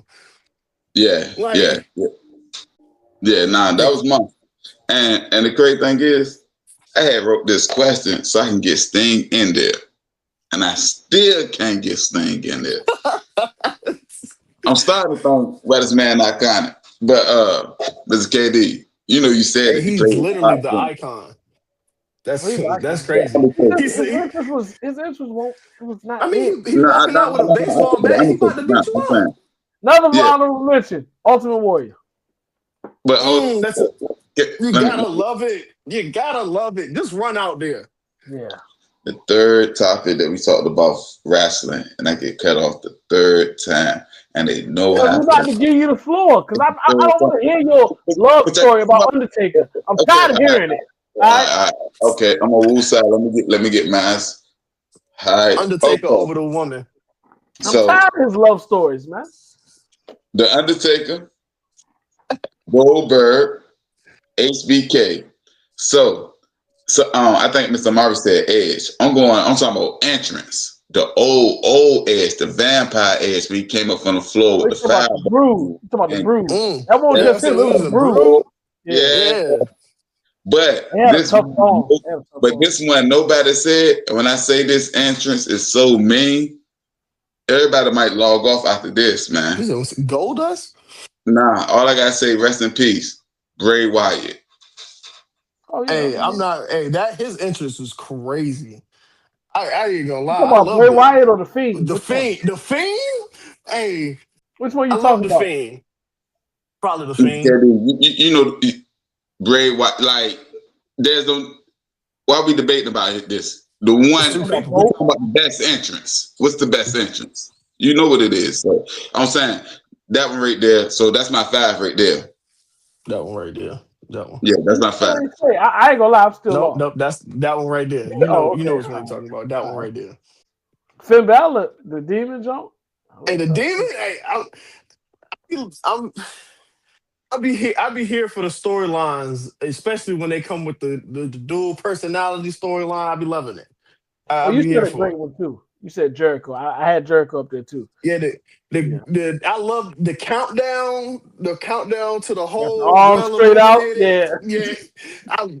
What? Jericho was another one.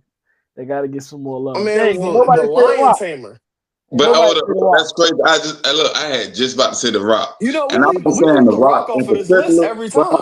This one Rock. Do you remember this, Mr. KD? I think came out. He had the 5 Brahma bull sign surrounding him, and he was talking about the WrestleMania. That was when he was the host. I'm talking about the entrance. I'm just saying just the entrance. That's what I didn't want to get into, because if we talk about one specific entrance, then when Shawn Michaels came through the rafters, that was like, and then he won the championship. That's why I put HBK there. You talking about when he came down on the screen, right? Yeah. And he won the title that night. Zip line, yeah. But I didn't do that. I did off of your consistent entrance. And that's why I'm getting sick of y'all disrespecting Batista. I ain't gonna lie. I'm getting sick of it. I tolerated it last week. I don't know. I just feel like Batista came out with energy, but like I never felt like Batista's like intro. I was just ready for the fireworks. I was ready for it. Did you not hear I was ready for it, and then the whole load. That last boom. Yeah, the last one. I've seen Batista live. Me too. And it's like, hey, Jeff Hardy got me way more lit. We agreed last week. He's a top 5 theme song, right? Yes. Okay. Pyro. Is he top 5 Pyro? It's crazy, but I would actually give that to Shawn Michaels. Nah. They basically the same thing without the last boom. I just feel like Shawn Michaels with the whole, well, literally, I feel like his the theme song to the pose. It's like, hey, my man said I'm a sexy boy, and then sit there and flex right in front of the ladies and the thing about Shawn Michaels that a lot of other people did, he ain't changed his song at all. Like the whole time, he kept the same exact song. Because if we being honest, still got it. His song aged out, but he won't let it go. The song ain't aged out. That Jay still get a pop right now. Yeah, because of the person. Because it's legendary. HBK. Because it's legendary. Man, if Scott Hall, rest in peace, if he came out with the old Chico joint that still had that same beat, I mean that bang, that feel to it. But some other names we ain't say, and we ain't gonna go too much longer. Macho Man. I'm surprised ain't nobody say Hogan, because Hogan's one is iconic. Man, Hacksaw Jim Duggan, stop playing. Oh, that's a good one, Mr. Myra. That's a good one. Vader. Hey, Vader. So look, right. So Mr. KD, you know, I got my stores, right? So I had to take one of the kids. You know what I mean? No, I mean, man, did you make it Nah, because I've been out of wrestling for a little moment. So I took him to go see. I took him to go see it. Whatever. The New Day. There was like maybe 2016, 2015, 2017. I didn't know. They got a crack. They entrance. I'm talking about there was New Day at 2015 to 2018 era. That was a big one. Yeah, with the horns. Yeah, that was a big one. Man, they reinvented. They got their own cereal. That's how big they were. They were throwing cereal on fans. They were throwing pancakes. They reinvented themselves. They entrance so many times that like I said, they ended up dropping their own brand of cereal, Booty-O's. So you're not booty. What they say? So make sure you're not booty. Yeah, Something like that. Make sure you not booty. Booty. Eat booty. They were throwing pancakes at people, man. It was. They had a good era. They had a good era. Yeah. Somebody we missing, man. I mean, you can always say John Do you Cena. want to go on camera and wait, since you ain't on camera, on record with your love fest for the Undertaker interest? Because I know where you was hitting at when you made this topic. I ain't gonna give you too much longer. You said what, sir? Do you want to have this moment to express the real? No, I had Undertaker on my list. What you talking about? You didn't go in depth, so I thought you had some more you wanted to say. When you heard that Oh, first. no. That slow walk to the. Nah, I mean, you know what I'm saying? That slow walk to the grave. Unpopular opinion. You ready for it? You ready for an unpopular opinion? Go ahead. Undertaker's motorcycle insurance was better. Way better. No. He ride down, go around the ring twice. Oh no, we got. Guess it ain't that unpopular. Yeah, that. I think that's a very unpopular opinion. Not on this podcast. No. The Undertaker, man, like keep rolling. When you think of a wrestler, there's a couple of names that come to your head. It may be John Cena. It may be Ric Flair, but it's the Undertaker. I understand what you said, Mr. Murray. You said John Cena, but I'm talking about a wrestler. I'm talking about the character and everything, the whole aura of what wrestling is. He is that, man. Like it's the Undertaker. It's the Undertaker because he has a persona and he kept to his persona. I mean, John Cena came in there with his legal name and was like, "Yeah, he's part of it." Kayfabe, that's a big part of it. Yes, that's a big part of it. Kayfabe is dead. They got behind the scene Netflix specials on WWE. It's dead now. Yeah, that whole thinking that it was real, I think that's done now. I said about 18 seasons ago, I stopped watching wrestling at a certain time. That's why Cody Rhodes has to get named as far as entrances, because you got to look at people. Call back his chant. His new song and the lead up to it, like the entrance for it. Yeah, can't go against it. Oh, whole crowd. The whole. But hold on. Nobody said AJ Styles. I think he got because I think you said you don't want nothing. We thought of that. The way that jank rock.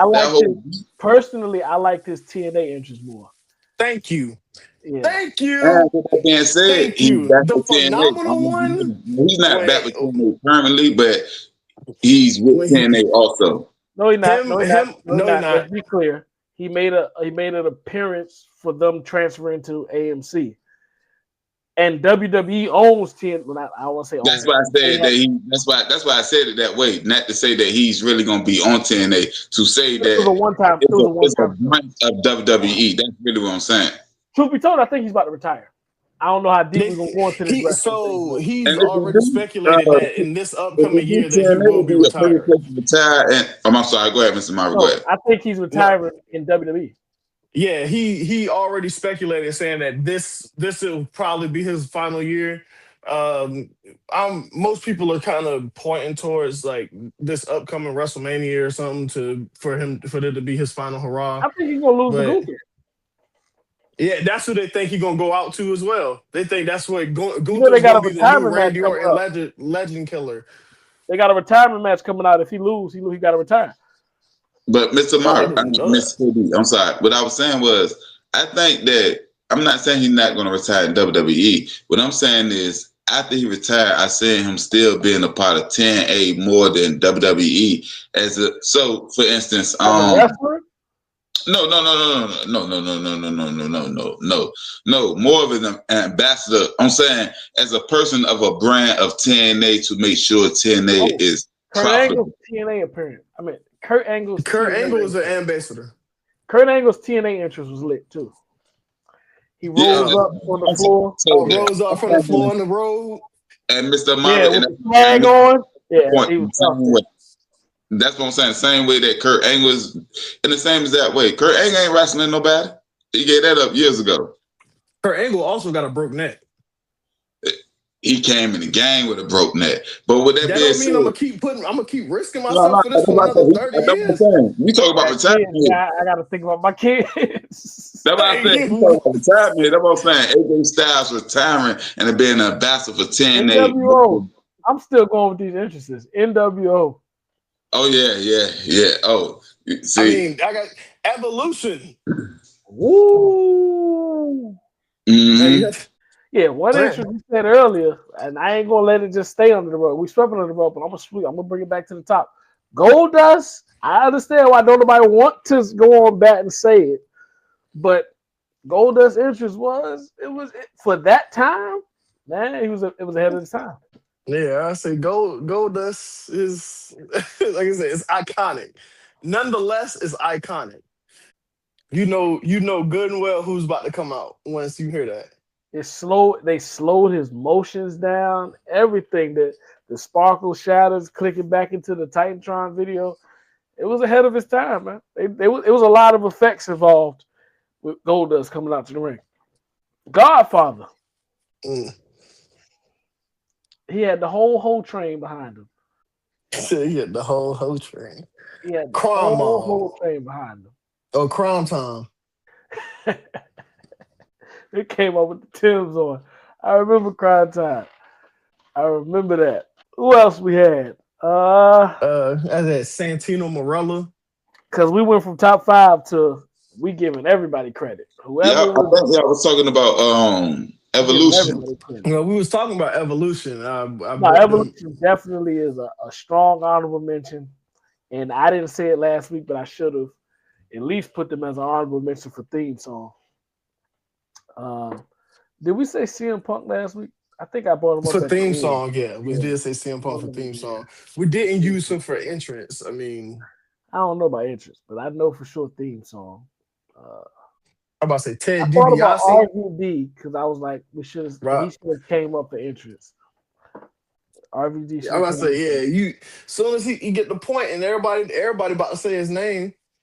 Kurt Angle for TNA, we said. Kurt Angle in general, because everybody's singing his song. You suck. You suck, yeah. Everybody's singing the song. That was a big entrance. We said DX, we said NWO. I'm thinking about any other teams we might have missed. We said New Day, we said Usos. Rated RKO. That was a good mesh when they meshed their songs together, yeah. There's one person we left out there. I don't know why. But I know one thing. When he stand in the middle of the ring and they hold his arms up. We said Kane last week. Amari said No. We said for things. I'm talking about entrance. That right there. Isn't that more when he's leaving the ring though? Never before and never after have it been seen. He's one of one. I don't disrespect Kane. I don't do that. No, I'm just saying we haven't mentioned him yet, so he got to get his proper straight. No, I just figured that was more when he was leaving the ring instead of when he was getting in it. No, when he got in the ring, he came down the ring, he lifted his arms up, he dropped the arm down, got the flame on from the ring post. Nowadays, he can't do it no more because they cut the budget down, but that's a whole nother story. Cut the budget down. He can't do it no more because he's the mayor. He don't get in the ring no more. He got hair now. I'm saying in the last 10 years per se. That's Glenn Jacobs now. He ain't Kane no more. I'm gonna get both of y'all one last ring entrance. I want you can say one in particular. It was a WrestleMania, one person. Both of y'all before we get to the next topic. I'm gonna start with you, Mr. Amari. Great. I'm gonna take my favorite entrance all the time. I'm taking Triple H's King of the Ring after he just won the second King of the Ring, the King of Kings, coming out in the throne. Actually, I'm gonna take Undertaker's WrestleMania entrance where he had all the druids. That's where I was going. At each step he took, they lit the torches. I was like, that's where I was going with it. That's the one I'm taking. That's what I was going. Yep, there we go. We're on the same page. You can even have John Cena WrestleMania entrance where they have all the John Cena lookalikes, all the soldiers on the thing. The highway that we go with Undertaker. All three of us say the same. When they lit the torches as he was walking down, I was like, it's like. I'm not gonna lie. That was one of the interests. I was like, yeah, I'm sad to say that record's not ending here. with that being said, we will get to the hottest segment on the internet streets. So on other NBA news with Mr. KD is on you. So I'm gonna start here a little bit. What coaches you thinking in particular should be on the hot seat or already on the hot seat? And then also, these NBA All-Star starters have been nominated. Are there any surprises about the starters on the East or the West? Is on you, Mr. KD. Your coach hot seat topic. We ain't have too many names that they've put out there. Actually, I've only heard one. I might be missing information, but I've only heard Kenny Atkinson as a name on the hot seat that might be moved or released or whatever it may be with the Cleveland Cavaliers. Them standing 24-20 right now, 7th seed in the East. To the normal viewer, you wouldn't see a problem with that. But the expectations in Cleveland are obviously higher, and they expect more from this team and that coaching staff as far as production. So Kenny Atkinson's name was brought up. Outside of him, weren't the Cavs top 5 in the East last year? Yeah, I get it. I think it was top 3, to be honest. They were up. I'm about to say, yeah. So to go from top 3 to being at the 7th spot, I mean, yeah, it's a lot of pressure. If you expect to be the same team that you were last year and get the exact same results, I don't expect to be the same team, but I expect to be a better team. Oh no, better. So if I was number 3 last year, I expect to be at least 2 or 1 this year. You got to bring somebody in here. Don't expect to keep the same roster and move up. That ain't how it works. We figured this roster out, i.e. the Knicks, but we're gonna get there. The names I added to the list was another name, Quinn Snyder. I did hear something about Quinn Snyder with the Hawks as far as his seat might be hot. But I mean, you traded Trae Young for a bag of chips, yes. But the team, the coaches I see might be headed for that list. Mike Brown with the Knicks, and they 3rd in the East right now, and I still see that as where they are right now. It's a rocky territory because of off what we just said. The expectations from last season, we were just in the conference championship. We fired our coach that got us to the conference championship. So our next hire, we expect to move up. We're not expecting no steps back. We expecting all heads go. And it's been a little rocky recently with that team as far as players rejecting Mike Brown's vision. Players rejecting his vision.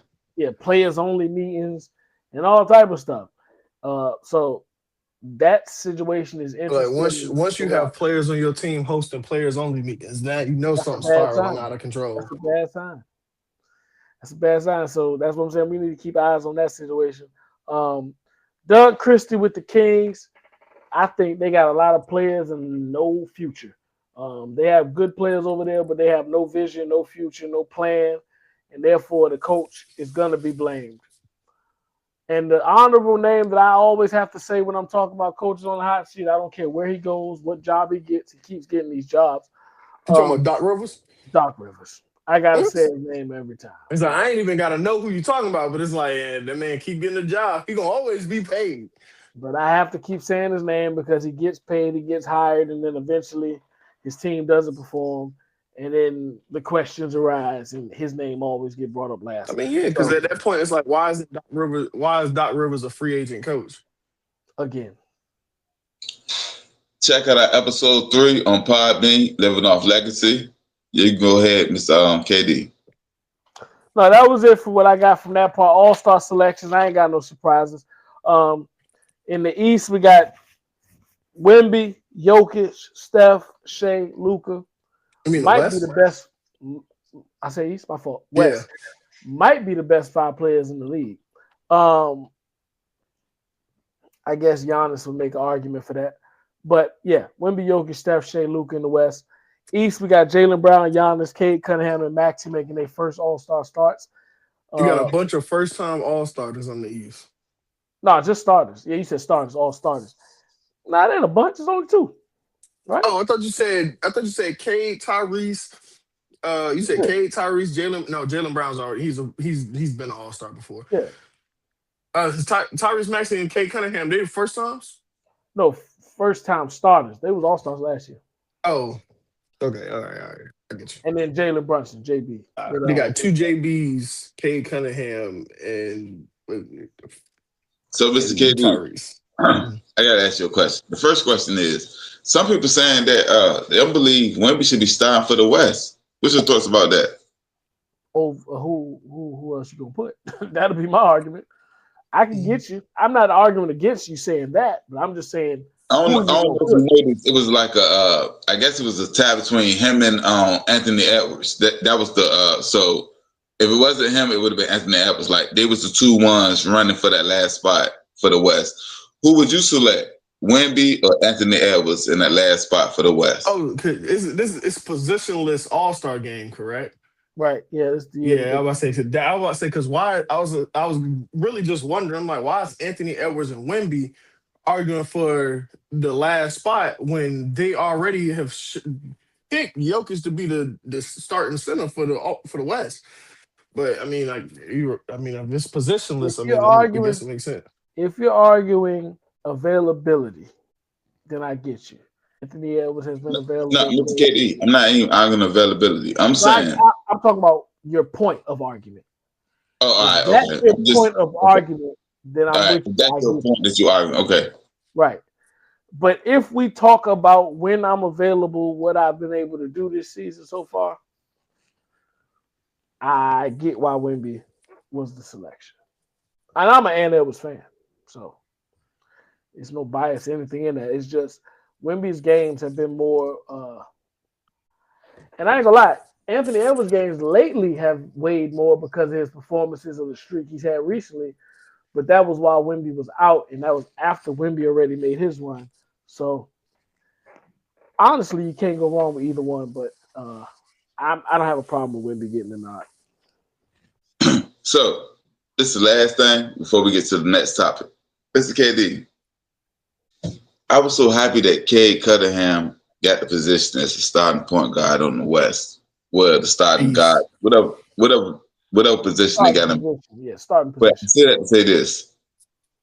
What about the Pistons this year? Because a lot of people is not mentioning them or not talking about them, and they flying under the radar. But they are being a great team, not only in the West but in the NBA at large. What's your thoughts about that, Mr. KD? East. See, we both messing up in the East. But yeah, the Pistons are sneaking under the radar. But that's what you want. That's what you would want right now if you are Detroit. I don't want to be that headline grabber or narrative chaser. I want to sneak under the radar, and then towards the end of the season, heading into the playoffs, you'd be like, "Oh snap! The Pistons are a top the one seed. Yeah, 1 or 2 seed in the East. They are the 1 seed, and then we go from there. So they right where they want. Excuse me, they right where they should and where they want to be. I think.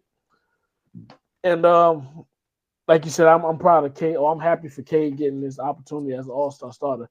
It gives him some type of accolade to tie into the productivity he's put forth so far. I saw a list that had Cade like 7th as far as top players under 25, 26 or something, and that was crazy, man. All right. So I'm gonna start with you, Mr. Amari. Last week, we did our top 5 game changers versus our top 5 game managers. But that was for the contemporary. Now, we're going to do our all-time list. Our top 5 game changers versus our top 5 game managers. It's on you, Mr. Amari. I feel like my top 3 game managers are pretty evident, and everybody knows these names. Tom Brady, Drew Brees, Peyton Manning. Oh, we did the next.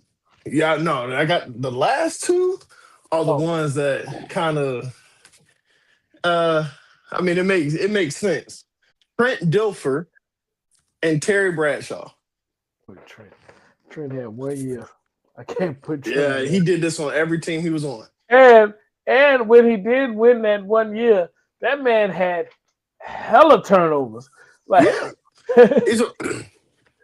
exactly. But my game changers, I mean, I got Aaron Rodgers, Josh Allen, Mike Vick, Lamar, Randall Cunningham. We in the same room for some of those on both parts. But before I name mine, I found this definition online, and this is what I want to state. Excuse me. is a game manager before I go into it. Because the narrative, a lot of people don't like the term game manager. They think that is a negative term. Like once you label a quarterback a game manager, that means you're shitting on them, for lack of a better term. That's not true. A game manager efficiently runs offense, making smart decisions, avoiding mistakes, and leveraging strong defenses or running games to win. Once I saw that definition, I loved it. I'm going to hold that as moving forward for my game managers. But that just lets you know we're not talking negatively on these guys. When I say Tom Brady is a game manager, that is not a negative comment. This is actually a praise. And really, Tom Brady, along with some other names that I'll name before we cross over to the next segment, some of these guys fit in both categories, to be honest. They are game managers and game changers. That's just how great they are. But for game managers, I got Tom Brady. I got Peyton Manning, but I made sure to say the late Peyton Manning. That late era. I feel like if I was to when I put Aaron Rodgers in the game changer, it's like, all right, I mean, obviously we're talking about earlier. That late era of Peyton Manning was a game manager. The other names I got was Eli Manning.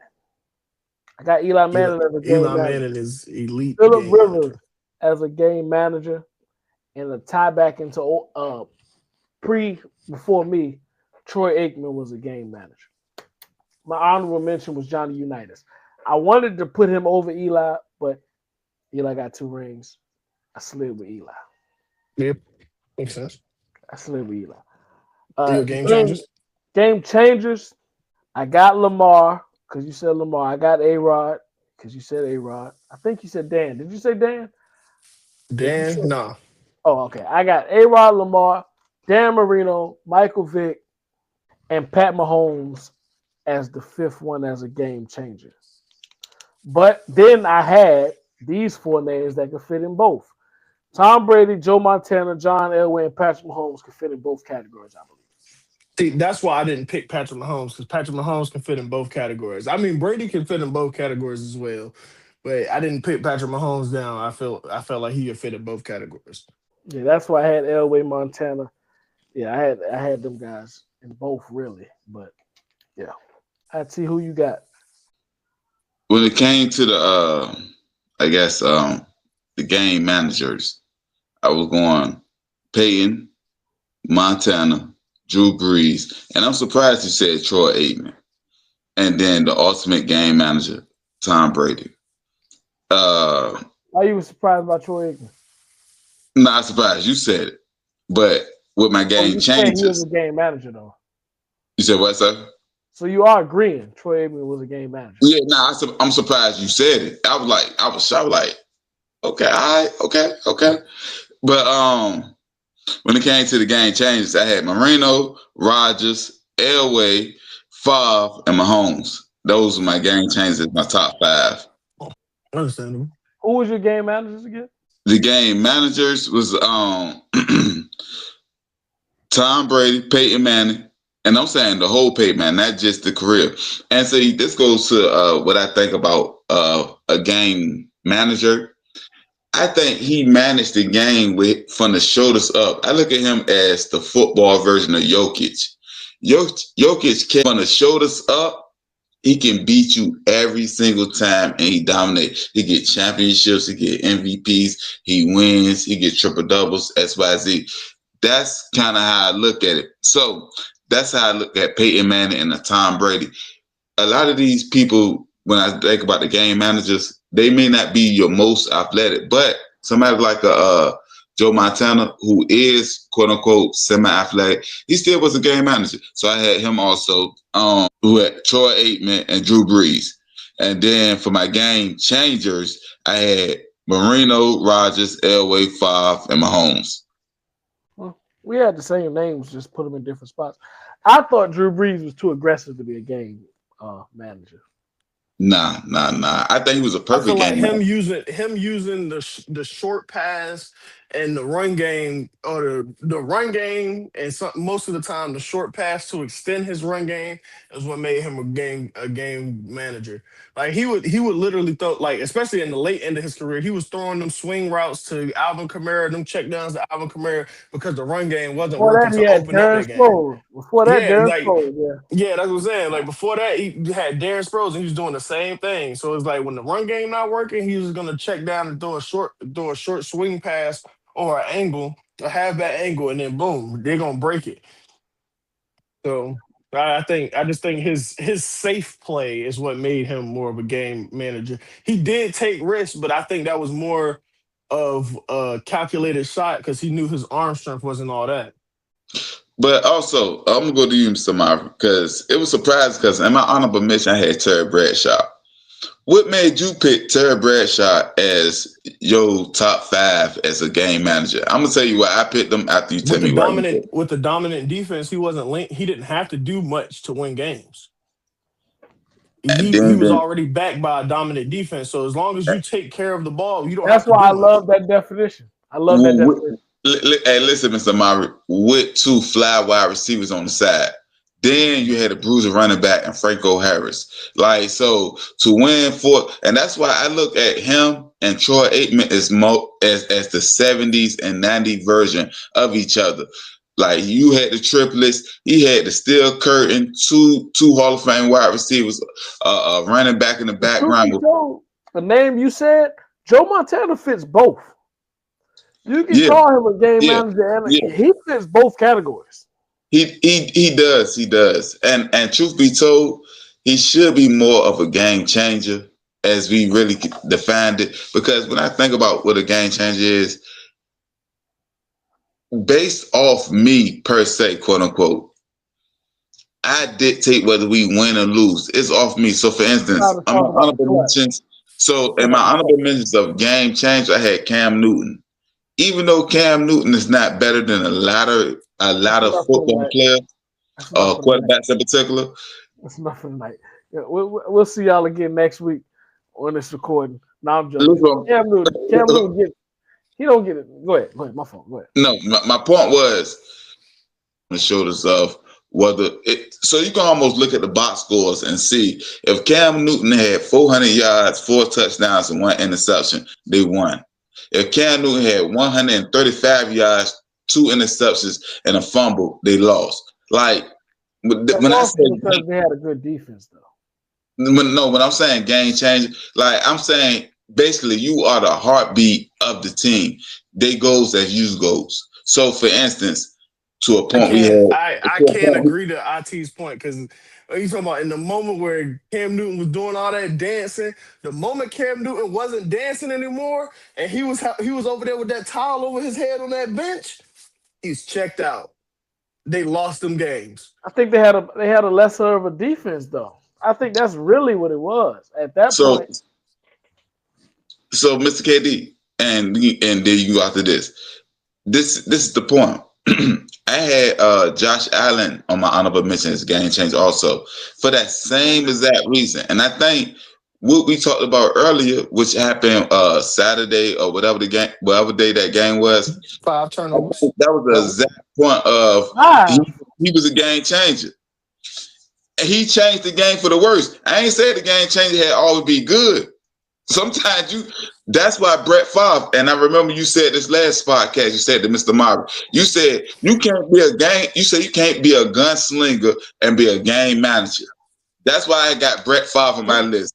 The point is, when you make that pass, it's a touchdown. When you miss that pass, it's an interception.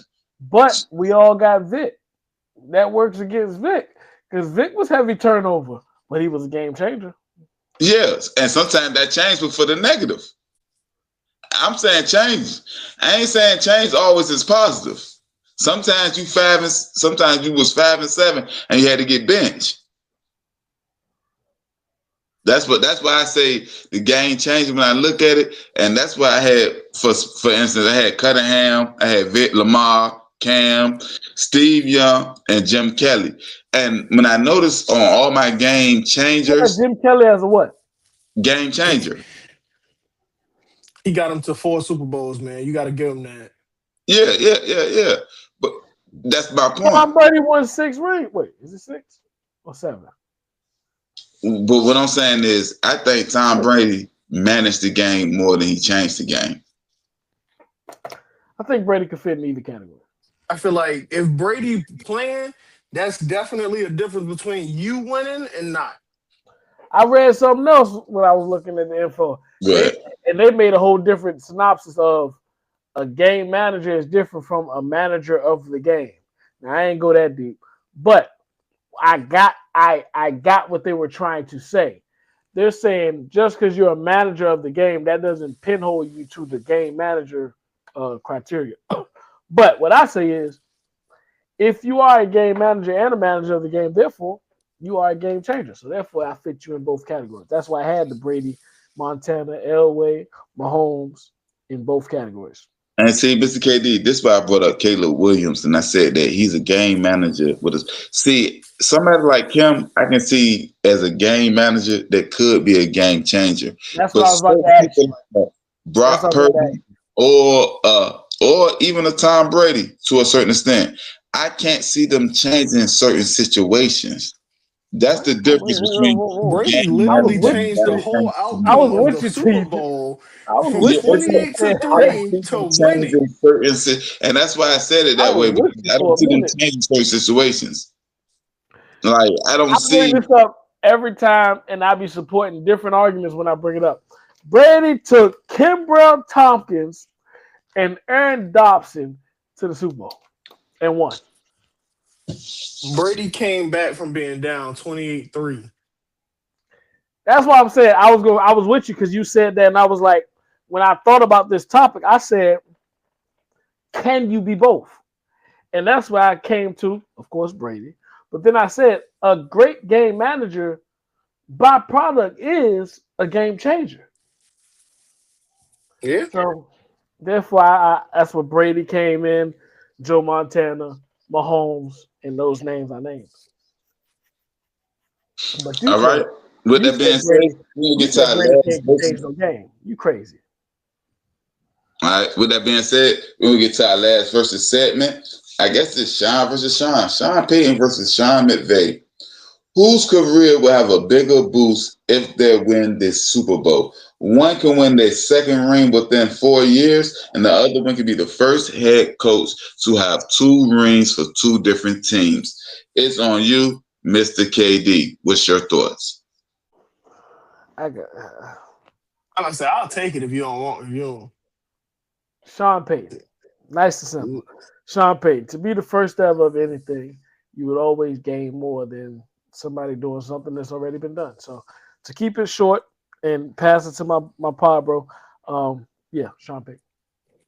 I don't disagree with your point in saying Sean Payton because, like you said, being the first to do something, it's true. Guys, that's definitely you're gonna get a lot more recognition for that than being the second person that do something. But for Sean McVay, being the youngest coach with a Super Bowl win already, and then if he was to win his second one, he would be the youngest to achieve this by winning 2 Super Bowls within the same time span. Because Chuck Noll won his second Super Bowl at 41. Sean McVay is 39. Bill Belichick. We've seen guys run them off. Well, he was older, of course, but my point exactly. He will be the youngest to have won 2 Super Bowls. We've seen guys win 2 in 4 years. We've seen guys win 2 in 3 years. You haven't seen a 39-year-old. Well, first off, you haven't seen somebody win one at 36 and then win another one at 39.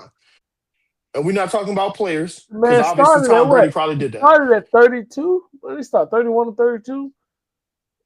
He was the youngest when he started. Yeah, he was the youngest head coach. And he's the youngest head coach to have won a Super Bowl.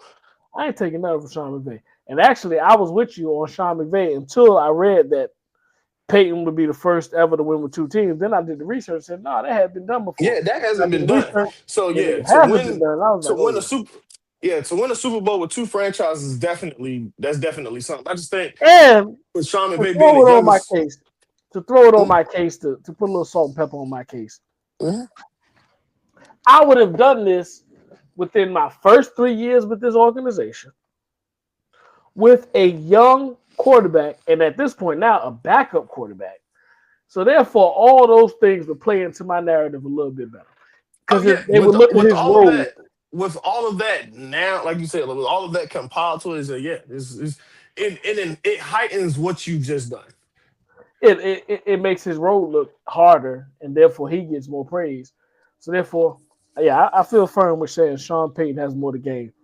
But I also say you could have did the Mike versus Mike too, because Mike Macdonald would be flipping that Seahawks organization. Mike Vrabel flipping that Patriots organization. Miss KD, you gotta say some topics, don't we?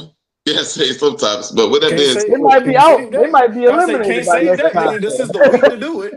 Y'all right about that. But with that being said, I'm about to go with Mr. Marvin. Look, just a touch though, Mr. KD. Man, they ain't even seen 40. He ain't even seen 40. We talking about 2 rings. Me getting it at younger than you. I'm 40 now. I'm getting it. I got the championships. All due respect, I was trying to pinpoint where he was going, but we're not putting Sean McVay as the greatest ever coach. But we're LeBron, Sean Payton. Right. So I'm just saying to go against your point, LeBron is in the argument for the greatest ever. We can't compare the two. Right? I'm in the argument for the GOAT. Sean McVay is in the argument of better than these other guys. With 2 different arguments. We putting Sean Payton is in the GOAT conversation for coaches? No, that wasn't my point. He knew. Not at all. I was just speaking about the age differential. Not at all. No, I was really speaking about the age differential. But going back to this, now with Sean Payton, 2 teams. 2 different franchises. What do you got to say about that, Mr. Amari? Like, I got 2 different teams into the Super Bowl, and I won the Super Bowl. And to Mr. KD point, within 3 years, I did this with a quarterback. He may not have starting quarterback in the Super Bowl if they win the Super Bowl. If they actually make it to the Super Bowl with Jarrett Stidham, like, I can say this is a true testament to Sean Payton's coaching prowess. Because I mean it's hard, let alone to get to 1 Super Bowl. Because I mean it's already a gauntlet to get through. You got 17 games along with the other 3 to 4 that you might have to play. So, but then for him to be able to do it for this long, and then to, like you said, to jump from one franchise to another, and then to turn that franchise around after a blockbuster trade that turned out to be a failure, then turn around to make it right and you right the ship in 3 years to then get to a Super Bowl, not even with the franchise guy you drafted. I think that's like Katie was saying earlier, it truly heightens everything that he would have done up until that point, and then it brings the whole culmination of it. If the Broncos were to win, it just magnifies it. Like, oh, Sean Payton's the first coach to do it with 2 teams. He did it without this. He did it without that. You could bring all the injuries into account, and it's just like he overcame so much to do it. So I can see why it put more on his shoulders. Now, of course, I'm sure if you ask him, he would rather have his quarterback. But without having his quarterback, it highlights him more because he was the consistent person throughout this. And not to harp on this, but his first Super Bowl got asterisks by it. That bounty gate and all that. They try to hold his first championship to a different height, but hey, I always believe Sean Payton was a great coach, high level. And Mr. KD, I'm gonna ask you this question, and I probably shouldn't because I know I'm gonna get shredded. I gotta ask you this question: if the Broncos win the Super Bowl with Bo Nix being hurt, how bad do this say about the Buffalo Bills? Y'all trash. Y'all trash. I don't agree with it, but I like the way it sounds. Yeah, y'all trash. Because at that point, it's like, yeah, I mean, it's already bad enough that you technically lost a game to a QB without an ankle. It was only 2 plays. Don't matter. The QB ain't got an ankle, and you allowed him to kneel. And actually, I can't even sit here and say because he didn't look hurt at all. Not at all. That's why when you broke the news at the end of the game, like nothing was wrong. Interview and everything. When you broke the news, I was like, "That's AI. Got to be AI." But you was right. But the bigger point is not how trash y'all are, but to the reason we talked about earlier with everybody crying, how big of an opportunity y'all missed. That is the bigger point of everything. So like next year might be another big chance, being that you get to go that whole season without actually having to see Patrick Mahomes. You still got to worry about Joe Burrow. You still got to worry about Lamar Jackson, but you don't have to see Patrick Mahomes. But my thing is this, to the point that we asking this question about the Shans and the Shans. If Sean Payton wins, that means that he's able to coach a team without his starting quarterback with Stidham to win first career playoff start. Then coach that same team to win the championship, the Super Bowl. Meanwhile, we couldn't beat that team, and we couldn't do none of this. Man, I'm saying when they write this in history, they're gonna have to write it go down as one of the worst. Hey, they're gonna have to write it in bread. That never could. When they write this in history, they're not gonna talk about y'all. Y'all lost in the divisional round. Anybody talk about who lost in the division? If you were to write a paper about the Buffalo Bills, the title could be the best that never could. Anybody talk about you? Anybody come to see you, Otis? Like, y'all lost in the divisional round. Anybody talk about who we beat in the divisional? The championship game is what we're gonna talk about. And speaking of that, I'm gonna get to you, Mr. Amari. With our sticky note segment tonight, our conference championship round picks is on you, Mr. Amari. I got Seattle and New England. Super Bowl? That's the divisional round. Hold on. Super Bowl. No, we ain't doing Super Bowl picks. That's what he said in the Super Bowl. To the Super Bowl, ultimately, there. You got the Rams. I couldn't pick the Seahawks Rams guy. I did pick the Patriots, and it's really because of Bo Nix. Well, I ain't gonna say all because, but that was a big point. But Rams Seahawks. I've been riding with the Rams for most of the season, but Seahawks. I'm gonna go with the Rams. I'm gonna circle. Come on, man. I'm gonna go with the Rams. I'm gonna go with the Rams. Patriots. MVP Stafford. Right. Drake made the backup, the second leading MVP. But no, I mean you get an MVP matchup in the Super Bowl. That's a great game. And you got to think about it. We've had a Rams Patriots Super Bowl before. This is we had Brady then. Hey, you ask IT, we got baby Brady now. But even if the Seahawks win, we've seen that matchup before too. That just shows how great Brady was. I don't know how many instances we can do this, but Brady was just him. But I wanna go Seahawks so bad, but I'm gonna stick with who I've been saying, and I'm gonna go Rams Patriots. But man, if the Seahawks win, I'm not surprised. I'm kicking myself if the Seahawks make it to the Super Bowl. So, see, hey, y'all heard it here first. I got Seahawks in New England. Not like all right. So, with that being said, who your picks? Yeah, that's what I'm about to go at. So I got the Patriots and I got the Rams. But it sounds like both of y'all, Mr. Murray, got the Seahawks. And you believe that the Seahawks may win. And I think let's start off with the topic that we started off with the picks. Do we think that the Seahawks is a dominant team? And I think both of y'all believe the Seahawks is a dominant team. And that's a great thing. But like I said, I still got the Rams winning. But with that being said, Rams ain't looked that good in the playoffs. Like, they ain't really looked good yet. Like, but with that being said, this is the ultimate dominant team. And I need y'all to remember one thing. We ain't gonna play. We out.